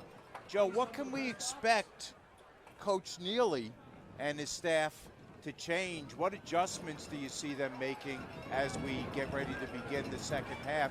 What can they do specifically to get themselves back on the scoreboard and get themselves back in this ballgame? Well, when you trail by almost 20 points at the half, you have to find a way to score quickly. Being that high school football is only 12-minute quarters, you know, doesn't give you a lot of time. Can they find a way to maybe open up the offense, go to a 3-man receiving corps, go down the field quick? But if they do score, they have to turn around and stop this Clarke offense. They've just been able to move up and down the field, 3 very long touchdowns, 4 very long drives. If you consider, you know, the 54-yard run, the 59-yard run, the 68-yard pass, and the 54-yard touchdown pass, long drives, but yes, they don't eat up a lot of time. You know, Locust Valley has to come back. I think they score quickly, you know, in the second half. They can make a game of this again. What adjustments would you see them making defensively in order to slow down what's been a fast-moving Clarke train here this afternoon? You know, so from what I've seen from this team, this Clarke Rams team, they can beat you both via the run or the pass. How do you defense it? You don't know what they're going to come and do. Do you maybe stack the line of scrimmage, play a little tighter on the receivers, you know, stop them, maybe run some blitz packages, maybe run a safety blitz or a corner blitz, put more pressure on the quarterback, you know, 3 and outs. It has to be that way for Locust Valley to get the ball back. As you can see on our scoreboard, we're under a minute left in halftime, so almost ready for the second half kickoff from here at Coach Jack Boyle Memorial Stadium on homecoming day here in Westbury. Mike Trez on hand along with Joe Salamino, our director Tom Bruno, and our cameraman Jamie Burkhart. all doing a tremendous job here this afternoon. Very, very pleased to be bringing you this live stream production by T&D Sports Video on TD Sports Video on YouTube. We're hoping to be able to bring you a couple more of these games as the second half of the football season unfolds. But right now, these teams are into the heart of the season, Joe, into the tough part of the schedule. We mentioned coming in, both teams trying at least to stay close to Cold Spring Harbor, who at 5-0 is on top of the heap. One of these teams this afternoon will go to 4-1 and be in really good shape, not just for one home playoff game, possibly two. Yeah, you know, and as we can see, they put a few more minutes back on the clock as we had the extended halftime for homecoming. But, you know, you look at the teams coming back out onto the field. Look at Locust Valley coming back. You know what?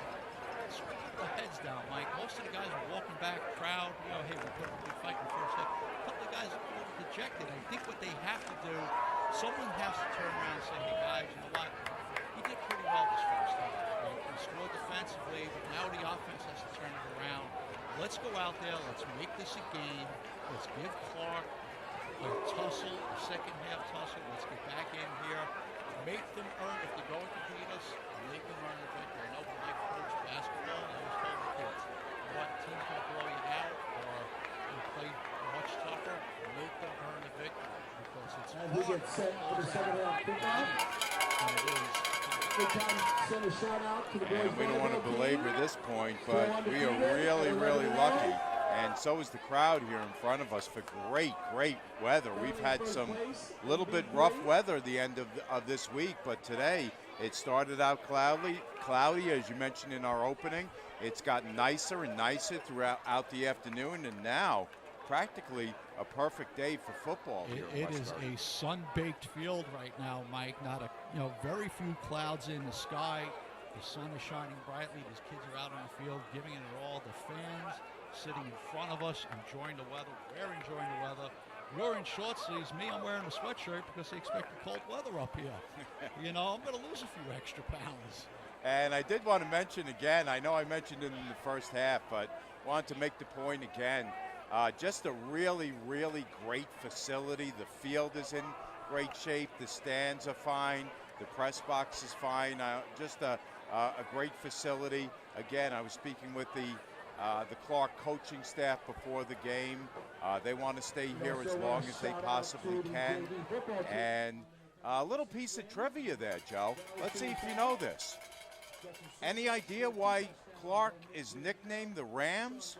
Well, I'm going to be honest with you, Mike. I'm going to cheat on this one. I heard a little story. Oh, yeah, come on now. Yeah, I heard a little story that a former coach or player attended Fordham University, and they are nicknamed the Rams.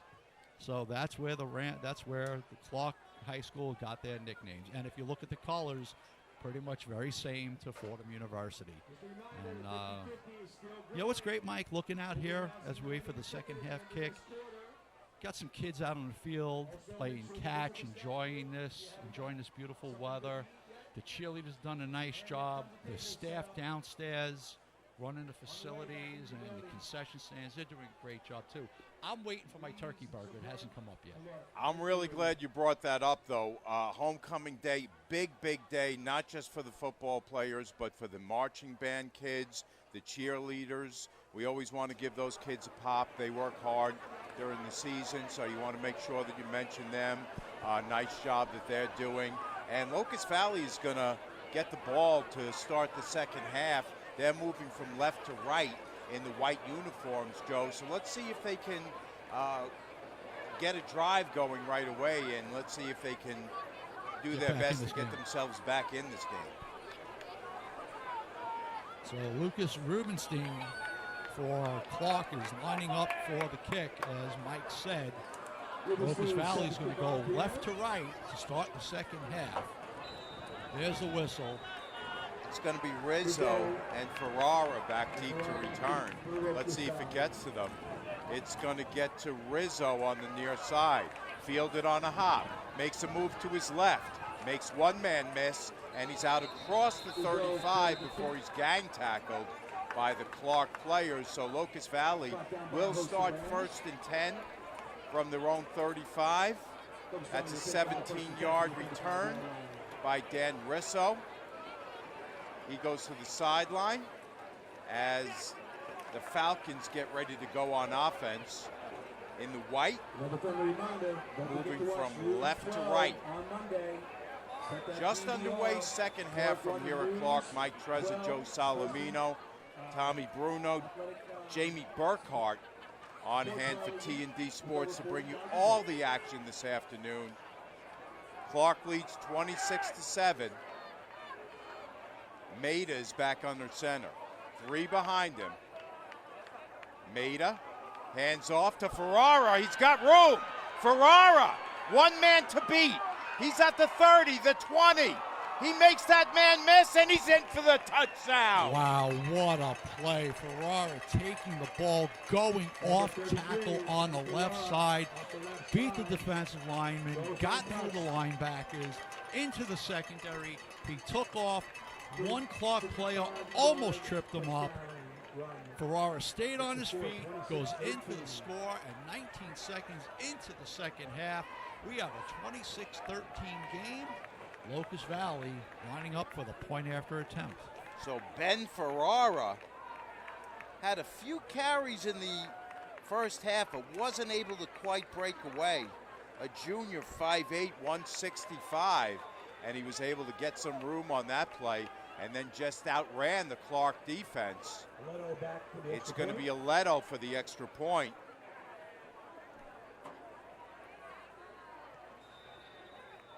Extra point is good. 26-14, Clarke on top. So you and I wondered, Joe, whether Locust Valley could get themselves back in this game with this first series. We both sort of identified it as a key, and just one offensive play, and they're back in this game. And we're at 26-14 Clarke, as we said, just 19 seconds into the first half.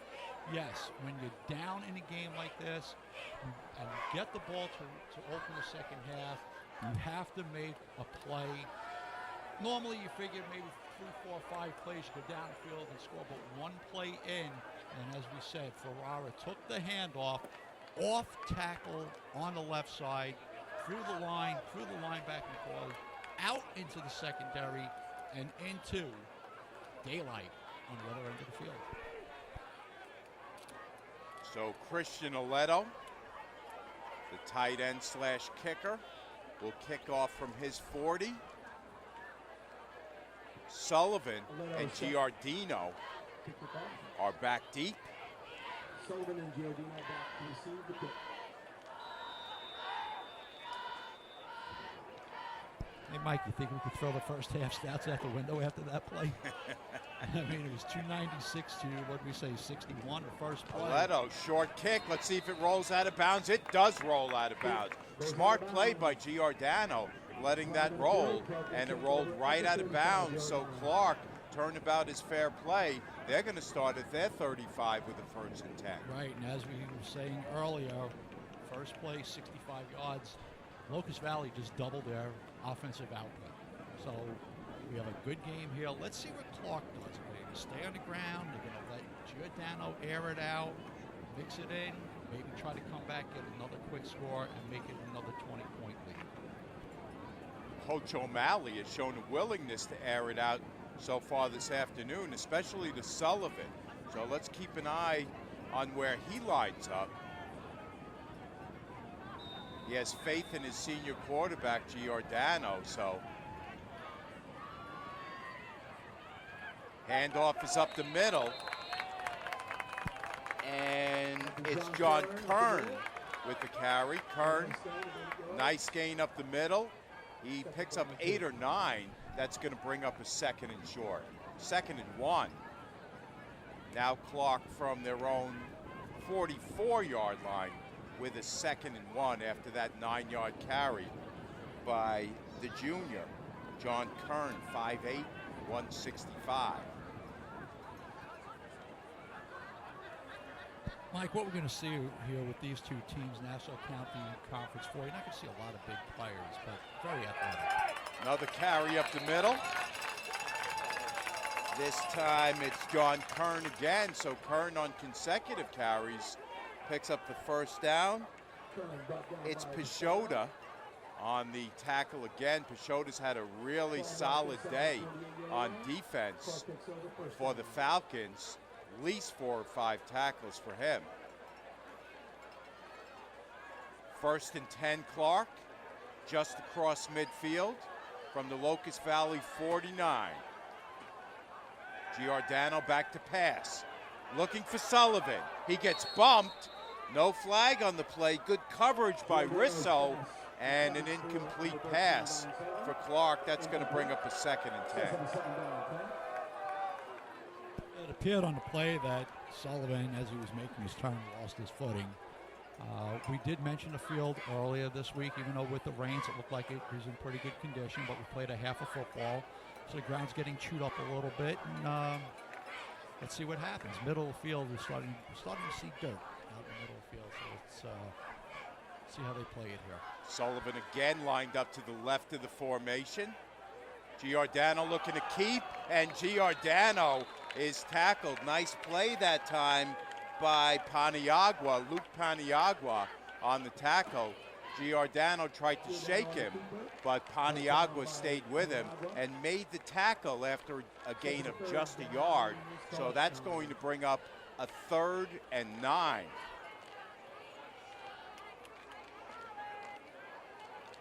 Coach talked to me about Paniagua, the junior, as being one of the keys for him on defense, and he showed why on that play.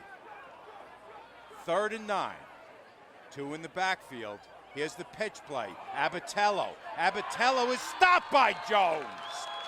What a nice play by Matt Jones as he stops Abatello in the backfield. Matt Jones just came busting through the line of scrimmage. He stayed with the running back. You expect the running back to have a slight advantage over a bigger linebacker, but he came right across number 55, Jones, and made the play for about a 6-yard loss, and it's going to be 4th down at the 46-yard line.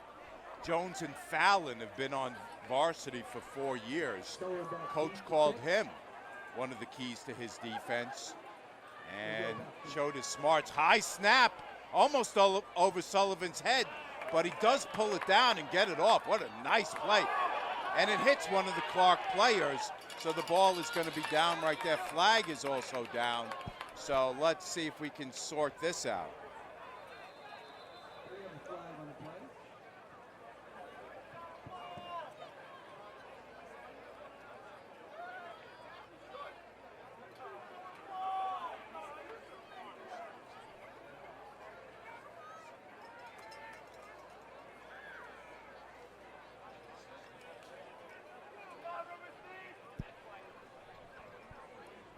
No flag on the play, Mike. I think the official lost his bean bag, so he used the flag to mark where the ball was first touched by Clarke. Yeah, it hit the Clarke player in the leg, but again, really athletic play by Sullivan. I thought that ball was going straight over his head. He reached up, pulled it down, and didn't just pull it down, but got off a really nice kick. And the punt went for 29 yards. So it's going to be 1st down for Locust Valley at the 26.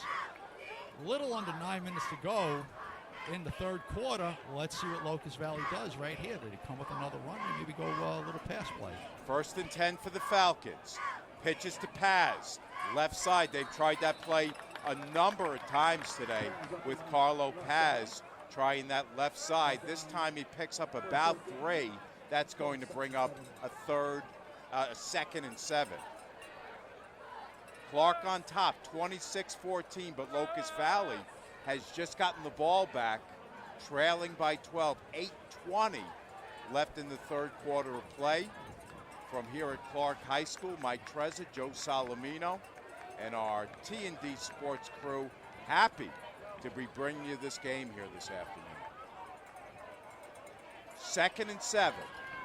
Wishbone offense behind Maida. Maida with the handoff, going for Ferrara. Ferrara gets almost nothing as he stopped very quickly. Nice job by that defensive front of the Rams. So that's going to bring up a 3rd and long.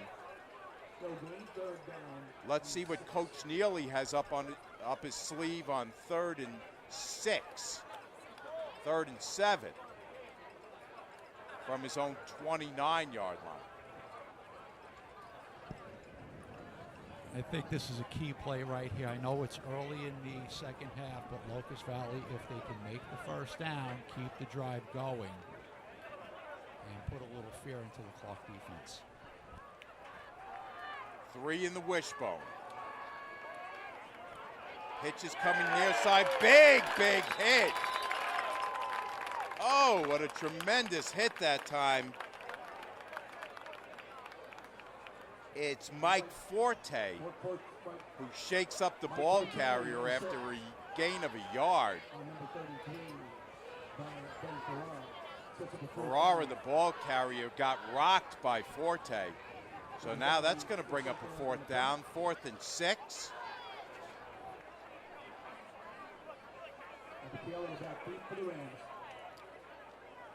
Hill is the punter. Hill kicks it away. Abatello moves away, and that ball is going to roll down almost to the 30 before it's touched up by Risso. So Clarke is going to go back on offense. They're going to start at their own 31-yard line. They've got the 26-14 lead and the ball with 6:24 left in the 3rd. You know, that punt just now by Locust Valley, they got a nice little roll. It extends the punt out for 39 yards. And like you said, a little under 6.5 minutes to go. Clarke has to come back, see what they did. They went about 4 plays last time, netted only about 4 yards before the 29-yard punt by Sullivan. This time we'd like to recognize and thank Mr. Bowles for all his help during Spirit Week, and also Mrs. Nichols. Thank you very much for your help. Wishbone in the backfield for Clarke on 1st and 10. Taking a page out of Locust Valley's playbook. This time it's Abatello. Abatello tries the right side. He's grabbed by the ankles by Lee Antonio, and he picks up 7 on the play. That's going to bring up a 2nd and 3. Logan Lee Antonio, the younger brother of Aiden Lee Antonio, their usual starting quarterback, who's hurt. Coach tells me he's out for the season, but if they make a deep playoff run, he could come back. But obviously, a lot of football left before we talk about that. So Clarke now with the 2nd and 3. They've got Sullivan to the near side of the formation. Again, they've got 3 in the backfield behind Giordello. Abatello breaks into the clear. He's at the 10. Abatello in for the touchdown. Lucas Abatello. So 62 yards off the right side, down the sideline. And a Locust Valley player is down on the field at about the 26. Looks like number 33. Ferrara, who's had a good afternoon. Both on offense and defense, Mike. They've been trying to get Abatello free. Most of the day, they've stymied him for most of the day, Joe, but he was able to break free along that far sideline, made one move, and he was off to the races. And you did point out that on this particular drive, only 2 plays and 69 yards, 2 runs by Abatello, and they came out, Clarke came out in a wishbone offense. They took a little, like you said, they took the playbook away from Locust Valley, showed them something different, and they go up by 18.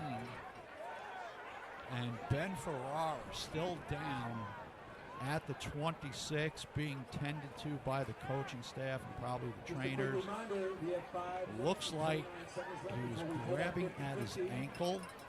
And when you're a defensive back, that's your bread and butter, or your knees and your feet, Mike. You don't want to see any injuries down there. He's being helped up. He's coming off the field in appears to be favoring the left ankle. But Abatello, in speaking with Coach O'Malley during the week, he called Abatello a special player. He said he's capable of scoring any time he touches the ball, and certainly he showed a lot on that. Got that pitch along the right side. As I mentioned, just made one move and he was gone, and not a lot Locust Valley could do about it. He went 2 plays for 69 yards. His previous carry, he was knocked back for a 6-yard loss. Clarke is going to go for 2. Hand off to Abatello. Try him again. And Abatello is in for the 2-point conversion.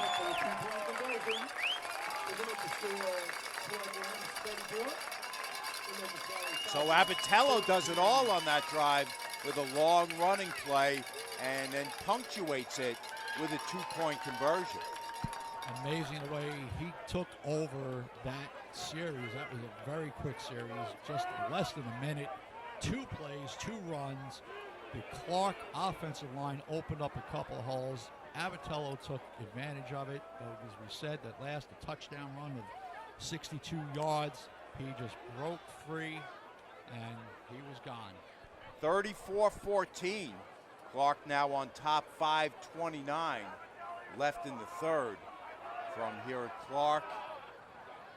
And that's got to be a little demoralizing. You come out, you score very quickly to start off the third quarter, and the team you've been chasing all day comes back and stuffs it down your throat and gets that TD right back, and now still leads by 3 scores. It's going to be Rubenstein to kick off. Paz and Risso are back deep. And as we mentioned before, Ferraro going off the field after that touchdown run, he had that 65-yard TD run for Locust Valley on the first play from scrimmage to open the third quarter. So someone's going to have to pick up the slack that Ferrara is going to leave. Here's Paz on the return. Paz, a couple moves. Nice move. And he's out close to midfield before he's finally knocked down. Carlo Paz with a beautiful return. A little pushing and shoving as he tries to get up. Refs in there quickly to clean it up and get them separated, get them straightened out. And Locust Valley is going to start this drive very close to Clarke territory. They're going to start from their own 48-yard line. We're going to credit Paz with a 31-yard kickoff return, putting Locust Valley in excellent field position. Again, Mike, down 3 scores. They got to come back, either another quick score or have a nice drive to get it within 13 points. We have the winner of the PTA trip going to Disney. Coach Neely at some point in this game is going to have to turn to his sophomore quarterback and let the young man air it out a little bit. He's got a 1st and 10 from his own 48 to start this drive. Mark Maida has done a nice job throughout the afternoon, but he might have to turn it up just a little bit here. You know what, Mike, it's been really a really well-played game. Not too many penalties. I think we've had 3 flags thrown. One of them was picked off. So both teams moving the ball. Well, at least Clarke was moving the ball. Locust Valley seems to be getting some footing in the second half. Maida under center. 3 behind him. Here's Paz. Paz has a little hole, and it's shut down quickly by John Kern, but Paz picks up 5 or 6 on the play. John Kern. 4-yard gain, sets up 76. He'll pick up 4 on that play, Carlo Paz. So it's going to bring up a 2nd and 6. Just on the Clarke side of the field now from the 49. 4:50 to go in the third. Clarke on top, 34-14.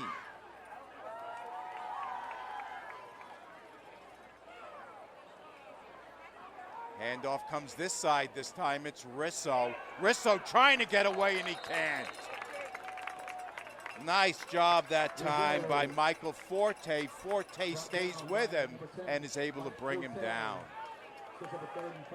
Looked like for a moment that Risso was going to get away from him, but Forte said, "Oh, no, you don't," and the junior, 5'9", 165, gets him to the ground. So that'll bring up a 3rd and 4. From the 46-yard line. Key play coming up for Locust Valley.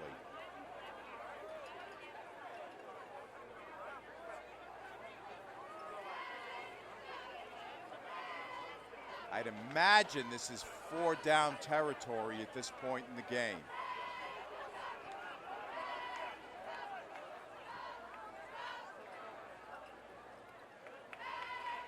Paz.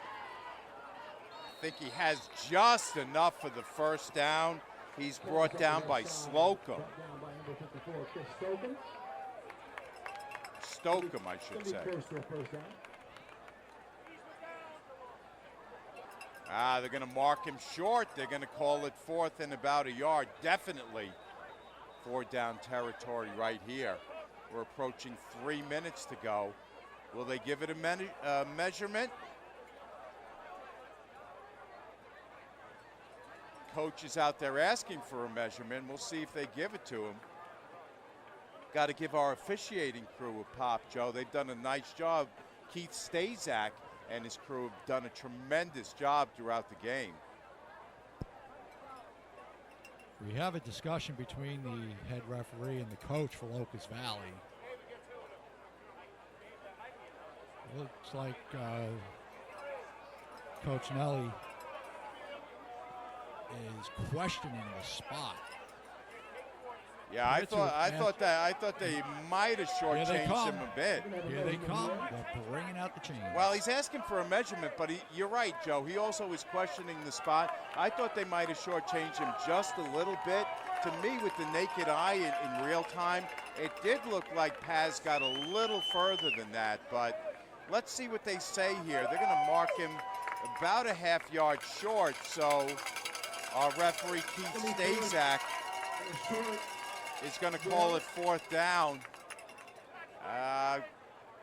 Coach Neely might have a little bit of a gripe with where that was spotted, so either way, it is going to be 4th down. Get that green ticket out. We're going to announce the winner after this play.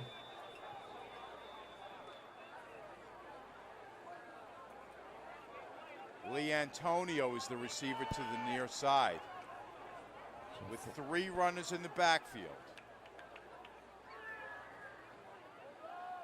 It's Paz. Paz has enough, and he's got a 1st down. The drive continues.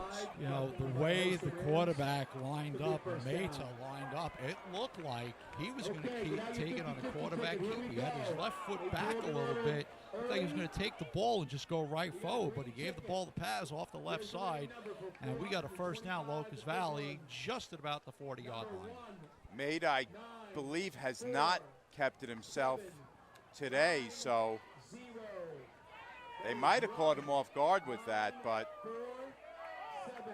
he has been running the offense efficiently.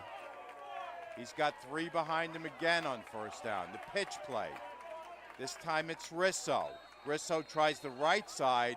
He's got a pickup of 2 or 3 before he's banged down by Stocum.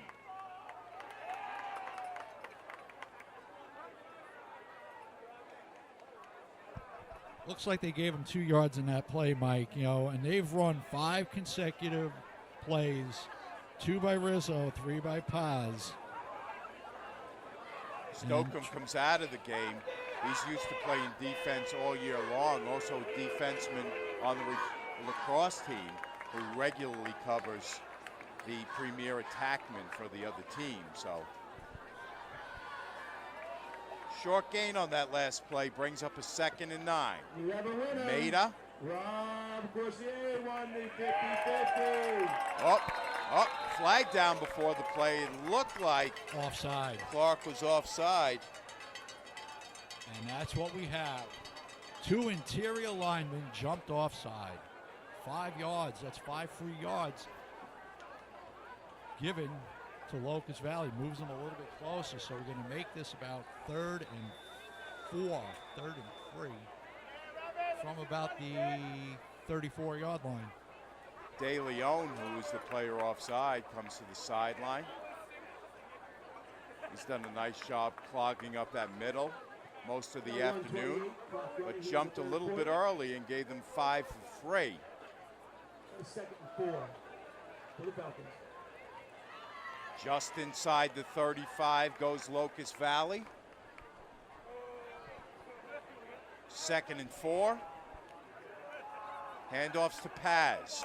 Paz gets away from 1, and he's knocked out of bounds by Abatello after a short gain. An 11-yard pickup, Mike.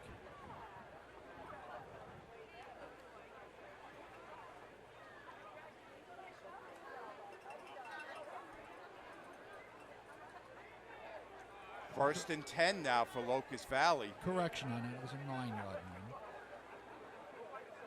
Again, congratulations to our 50-50 winner who nicely donated $50 back of his winnings. We're approaching the end of the 3rd quarter. Locust Valley down by 3 scores. May want to speed it up just a little bit.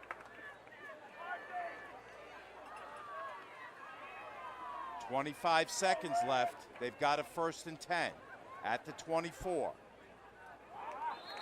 Got a flag down before this play. The Clarke players are saying it's on Locust Valley, and it is on Locust Valley. False start, that's a 5-yard penalty. So Locust Valley will have one more play most probably before the end of the 3rd quarter. And that play will be originating with a 1st and 15.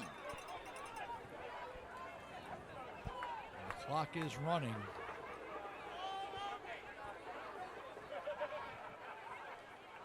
Doesn't look like Locust Valley is going to get another play off before the end of the 3rd quarter.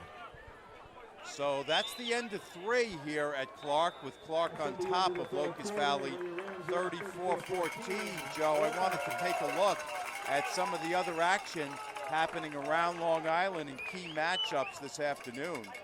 Of course, this one, a very key matchup in Nassau 4.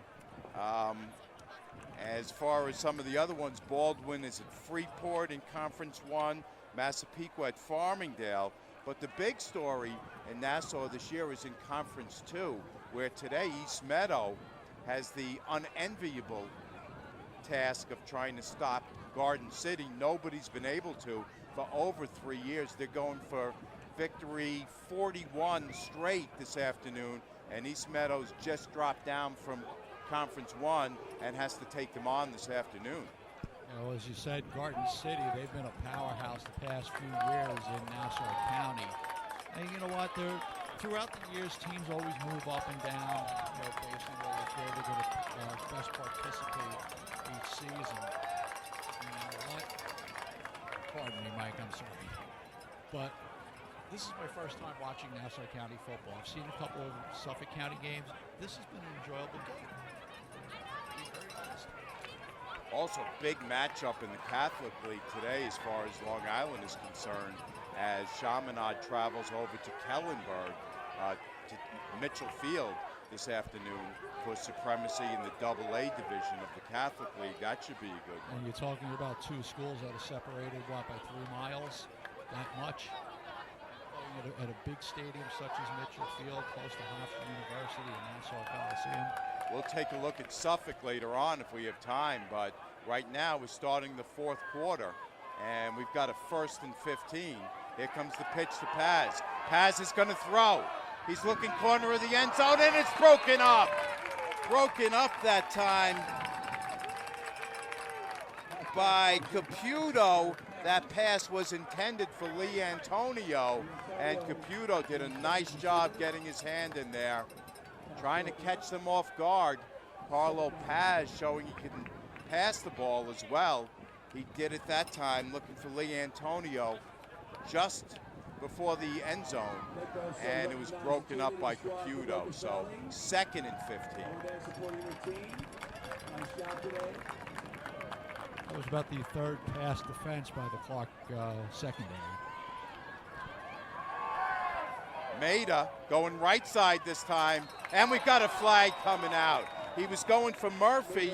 Murphy was guarded by Campagnolo, and Campagnolo never turned around and drew the flag on him. Interference, face guarding, whatever it's going to be, it's going to give Locust Valley a first down. Number 88, Sean Murphy. We saw him go out injured earlier. I said we probably haven't seen the last of him, and he got himself back in, got himself out on a pattern, and drew a penalty flag on Campagnolo.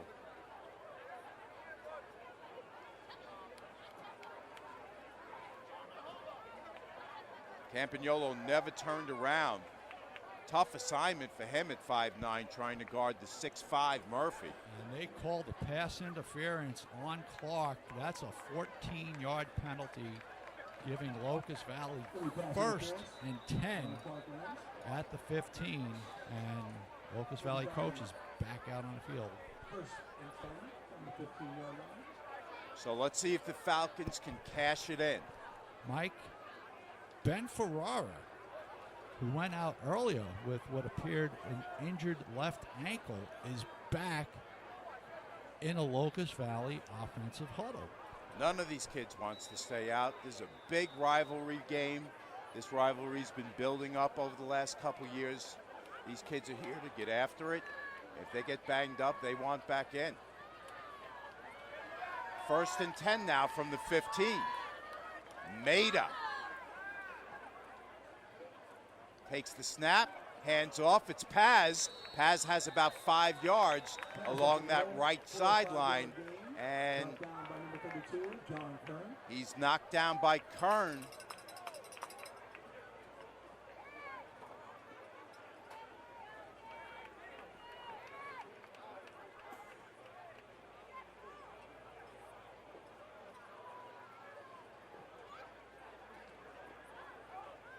So pickup of about 5 for Mike, Paz on that last carry. Mike, they're calling this now 1st and goal. Maybe we made an error on the last play, so we thought it was 1st down on the pass interference. Ferrara tries the left sideline, gets nothing. Abatello's in there on the tackle, along with Stokeham. Stokeham's been a force on that defensive line today.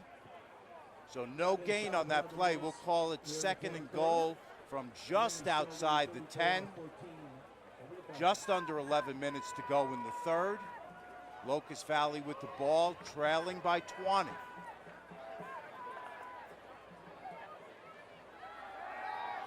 Maida going end zone, looking for Murphy, and he's got another flag on Campagnolo. Mike, that was clearly pass interference. I watched the play closely here on the monitor, and as 88 Murphy went into the end zone, Campitello, as you said, he made contact. Sorry, Campagnolo. Campagnolo made contact as Murphy was going into the end zone. It's one of those. It's a very tough call to make for the officials, akin to a block charge call in basketball. So that's going to bring up a 1st and goal at the 5. Pass interference in the end zone, puts the ball at the 5-yard line. Locust Valley has 1st and goal from the 5.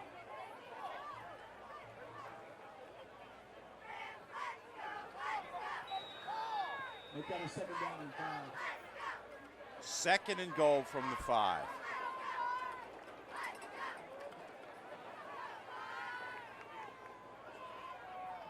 Here's Paz.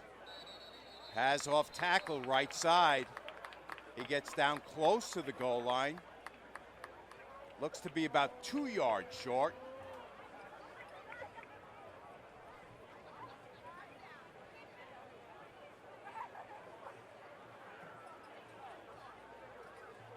Mike, just been giving clarification on those last two pass interference calls. They are not automatic first downs anymore at the high school level. So that's why the pass interference was 14 yards. We thought it was a first down.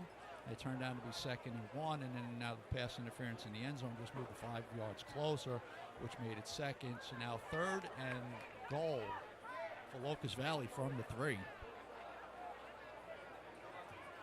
Maida with 3 behind him. Hands off to the up back for, no, actually, it's Paniagua going close to the goal line, but he stopped. Looks like less than a yard short.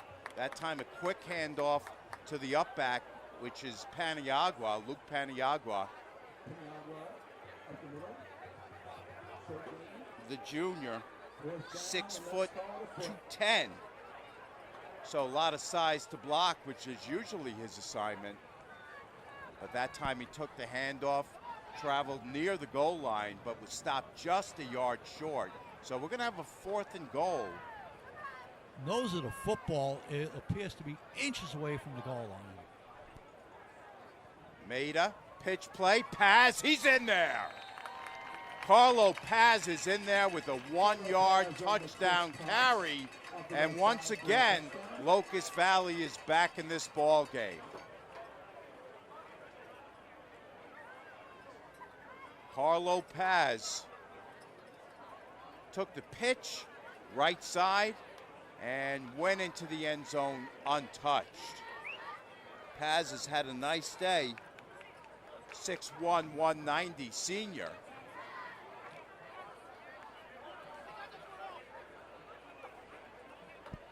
Mike, a 12-play drive by Locust Valley, 53 yards, aided by 2 defensive penalties on Clarke.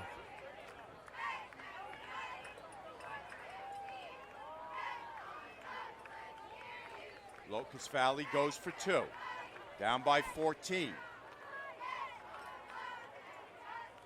Maida takes the snap, looking end zone. He's got Murphy. Murphy pulls it down. Once again guarded by Campagnolo, and once again Campagnolo cannot handle it.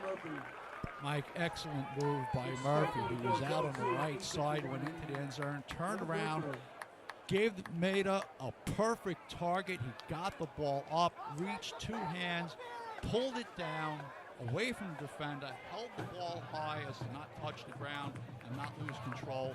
We got a 12-point game with 8:51 to go in the 4th quarter. As we just said, a 12-play, 53-yard drive, aided by the 3 penalties, offsetting 1 from Locust Valley.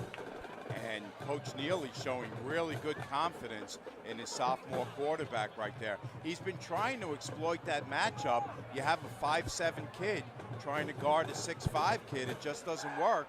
He's been trying to exploit that. He did it twice with the pass interference plays, and now he does it the 3rd time with the 2-point conversion. And Locust Valley down by just 12, just under 9 minutes left to go in this game. So we've got a game from here at Clarke in Westbury. Mike Trezza, Joe Salamino, Tommy Bruno, and also our cameraman, let's not forget him, Jamie Burkhart, doing a tremendous job here this afternoon. Clarke on top, but Locust Valley now fighting back, down by just 12, 34-22. If my numbers are correct, Paz touched that ball 8 times during that drive. That's a heck of a lot of offense for one play. He's been doing it all. He's been Mr. Do-It-All today for Locust Valley.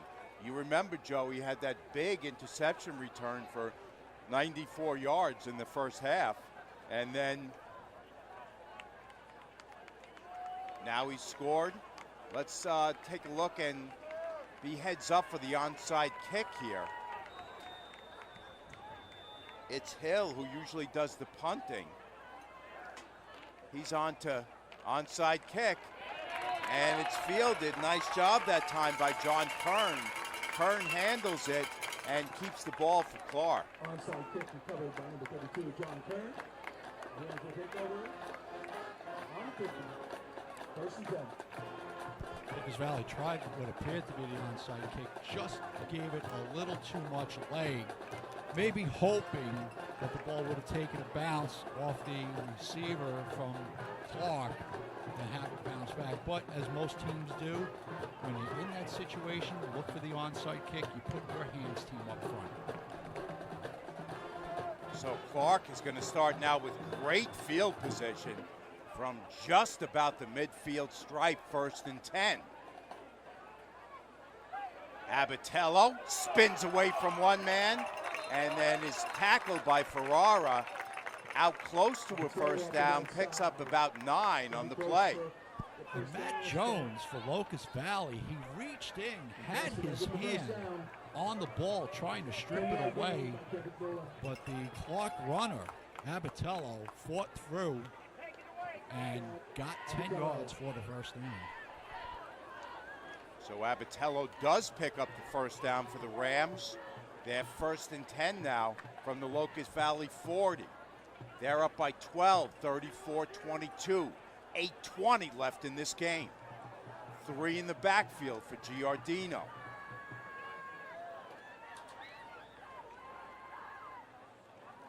Hands off to the second man through, that's Abatello. Abatello, short gain on that play, and he's stopped by Paniagua. Picks up 4 on that play. Abatello, 40-yard gain. Brought down by Locust Valley's Paniagua. Starts at a 2nd and 6. Abatello, 2 consecutive runs, 14 yards. He's having himself a really nice day today, Mike.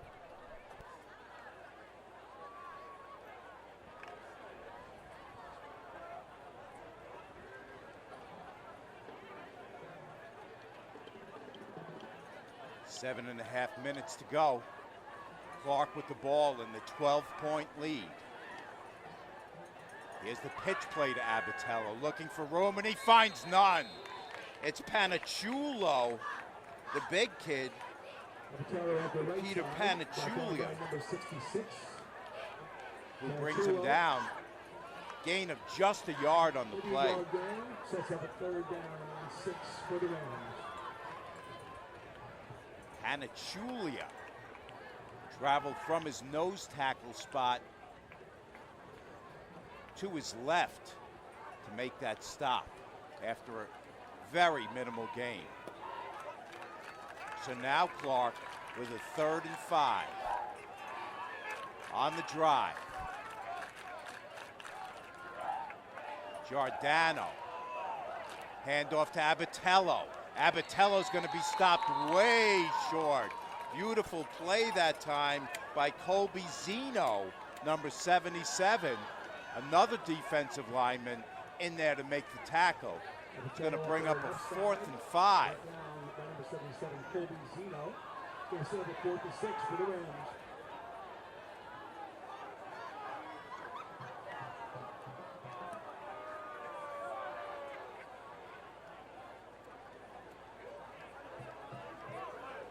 Just inside 6 minutes left in the game. The Clarke Rams looking to close this one out. They're up 12, they have the ball. 4th and 5. Giardino on the keeper, tries to bust it outside and has the first down.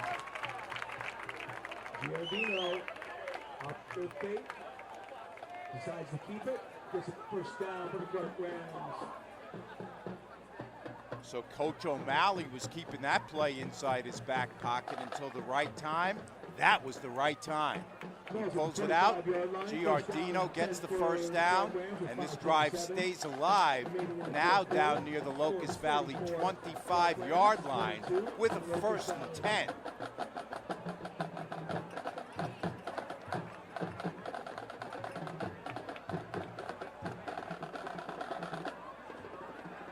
Giardino, his coach called him a great leader.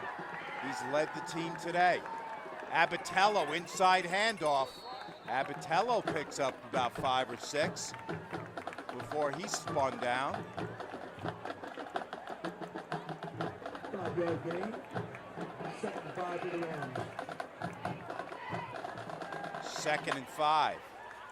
Giardino 5 for 12 for 152 yards passing today. He's also picked up 142 on the ground. So closing in on 300 all-purpose yards is the senior Chris Giardino. 2nd and 5. Now down to the 20. Abatello. Abatello is knocked down with no gain. That's Paz who makes the stop on that play. Paz has been active on both sides of the ball throughout the afternoon. So has Peixoto. Peixoto also pitched in on that tackle. 3:57 remaining in the fourth quarter.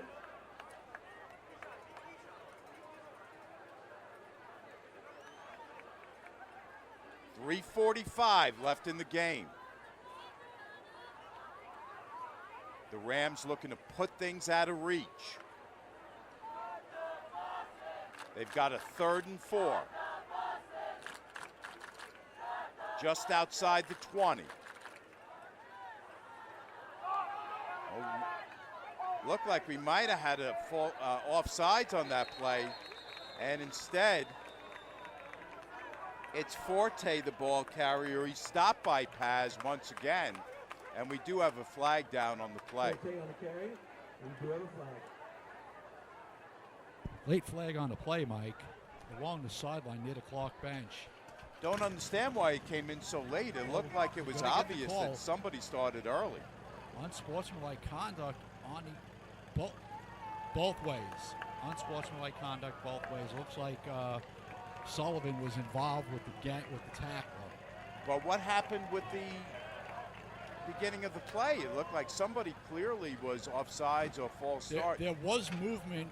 What I saw was movement on the defensive line, but apparently the backside came up. They didn't jump across.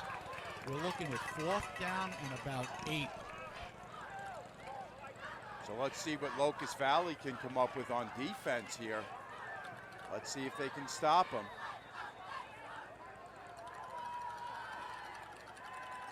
Back to passes, Giardino. And that pass is intended for Sullivan, but it's broken up by Risso. Nice play by Risso of staying with Sullivan. Sullivan's been a force throughout the afternoon, but Dan Risso stayed with him on that play, and Risso breaks up that pass, and Locust Valley is going to take over on downs. And what do you know, Joe? They're still in this ball game. It's a 12-point game with 3:10 to go. Again, we talked about Locust Valley. Now they have to open up the offense. They can't go to the run. They're going to have to go to the pass. Let's see what they pull out. Maybe they pull some trickery. Let's hold on for the final 3:10. They had good success on that last series, matching up Sean Murphy against Campagnolo. Let's see if they can go to that again or somehow get Aledo involved. He's been relatively quiet today. Paz is now running the Wildcat. Paz keeps it himself, trying to get to the sideline. He picks up 2, maybe 3, and that'll bring up a 2nd and 8. So Carlo Paz, who's done a really nice job on both sides of the ball, had nobody fooled on that play. They tried to string it out along that far sideline, but Clarke came up and busted it up. Well, as we said, Locust Valley has to try to generate some offense here in the final 3 minutes. So they pull out their quarterback, Mater. They put the big guy in, Paz. They run the Wildcat. Let's see if he's going to run, if he's going to pass. Paz will take the shotgun snap. Risso is in motion. Risso gives him a block, but Paz can't get away as that defensive front for Clarke stops him. Skokum and others. Should say Stokum. Paz again with the direct snap, and he loses 3 yards. So right back where they started this drive as we come in at 2:40 left to go. Mike? it's been a fun game no matter how it turns out. You know, both teams played really well. Clarke, we thought was going to head for a huge win. Locust Valley making a run, got it back down to 2 scores.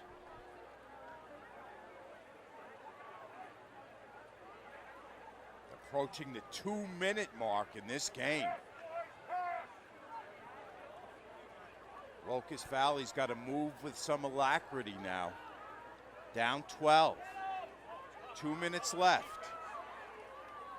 Paz takes the snap, rolls right, gets away from one, brings it back left, gets away from Stokeham, gets to the near sideline before he's shoved out of bounds by Giardino. He picks up the first down, though, does Carlo Paz. Paz with a 13-yard scamper, couldn't find anybody downfield for the pass, took off to his right side, got a little help, brought the ball out to about the 37-yard line. A first down on a 13-yard run, 3rd straight play. Paz has kept the ball. And heads up to get out of bounds on that play and stop the clock with 1:53. Locust Valley down by 12, 34-22. 4th quarter of play. From here at Clarke, Mike Trezza, Joe Salamino. Mike, that was a big 3rd down play, picking up 13 yards and getting the first down. We've got a timeout on the field. Locust Valley takes a timeout. And just to get back to some of the other key matchups around the island today, in Suffolk, you've got Brentwood at Bayshore. Suffolk 2, you've got Lindenhurst at Center Reach, West Islip at Northport. Suffolk 3, you've got West Hampton at Hills West, I should say. That's a key matchup, as well as Sayville at Comzawag. That's a 3 o'clock start. And Saturday evening football out at Hop Hog, where they host Harborfields.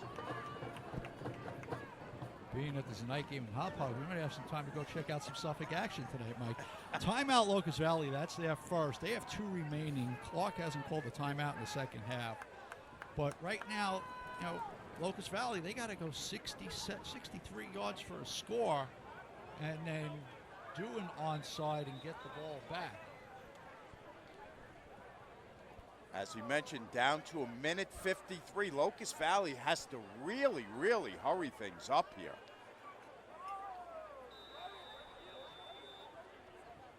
They need some urgency. They do have a 1st and 10, but they're still at their own 36-yard line. Maida back in at quarterback. Maida tries to get away from one. He throws it out there. Oh, risky pass. He's going for Murphy, guarded by Sullivan, and Sullivan had a much better chance at that pass than Murphy did. Mike, Maida had to get the ball. The defense came through. They actually had him in his grasp, and he threw the ball out in the middle of the field. It's a dangerous area, but you got to avoid the sack, trying to get everybody back. A little bit of a double-edged sword here. You're reluctant to rely upon a young man who's just a sophomore, just starting his 2nd game, but right now you have no choice. You have to rely on him. You've got to get somebody out in a pattern, get them free, and see if you can get some offense going. You know, Mike, as you mentioned, he's starting his 2nd game. Paz back in at the quarterback position. He's played a pretty nice game, this kid Maida. Paz takes the shotgun. Got a block from Riso. And picks up 3 on the right side. Picked up maybe a 3-yard gain. It's going to be approaching a minute and a half to go in the 4th quarter. Clarke up 34-22. Locust Valley. The winner of our Wicked Tickets is Donna Pepper. Congratulations if you're here. With a 3rd and 7.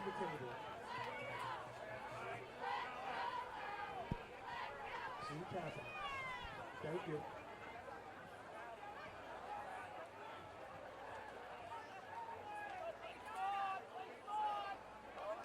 Two receivers right side. Paz looking for Murphy. He overthrows him. Guarded by Sullivan. Good attempt by Paz there. He rolled to the right, threw back to the left, and had Murphy at about the Clarke 40, just over the top of his head. He was defended, looked like he was defended by Sullivan. We've called out Brian Sullivan's name a lot today. Offense, defense, special teams. He's done it all. He's a nice ball player. Seconds remaining here in the fourth quarter. And right now, 4th Ball marked shy the 40-yard and line. 7 at about the 40-yard line for Locust Valley. Last-ditch attempt for the Falcons. Again, they're going to have Paz in a shotgun. Paz rolls right, looking downfield. Now comes back left, and that's picked off. Picked off by Sullivan. Sullivan. And he just lays down. Good, smart play by Brian Sullivan. Doesn't go out of bounds. Instead, makes the pick, lies down on the field, keeps the clock running. Well, going to stop with change of possession anyway. But Sullivan gets that ball. That pass had no chance of reaching anybody except a Clarke player, which it did with Sullivan. So Sullivan caps off the afternoon with an interception, and that's going to give Clarke a 1st and 10 at the Locust Valley 46-yard line. Check that, 44-yard line. 1st and 10.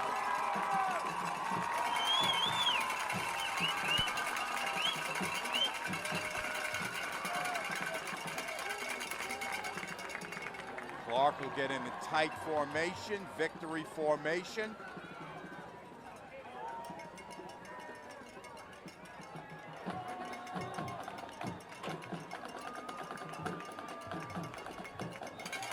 Giardino takes the snap, takes a knee, will not have to snap it again, and that is the end of the ball game.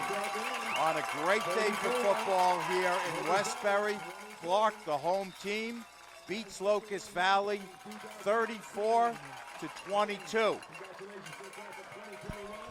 For Joe Salamino, Tom Bruno, and Jamie Burkhart, everyone here on our T&D Sports video crew, this is Mike Trezor saying so long. Thanks for watching. We will see you once again on T&D Sports Video. Final score, 34-22, Clarke over Locust Valley.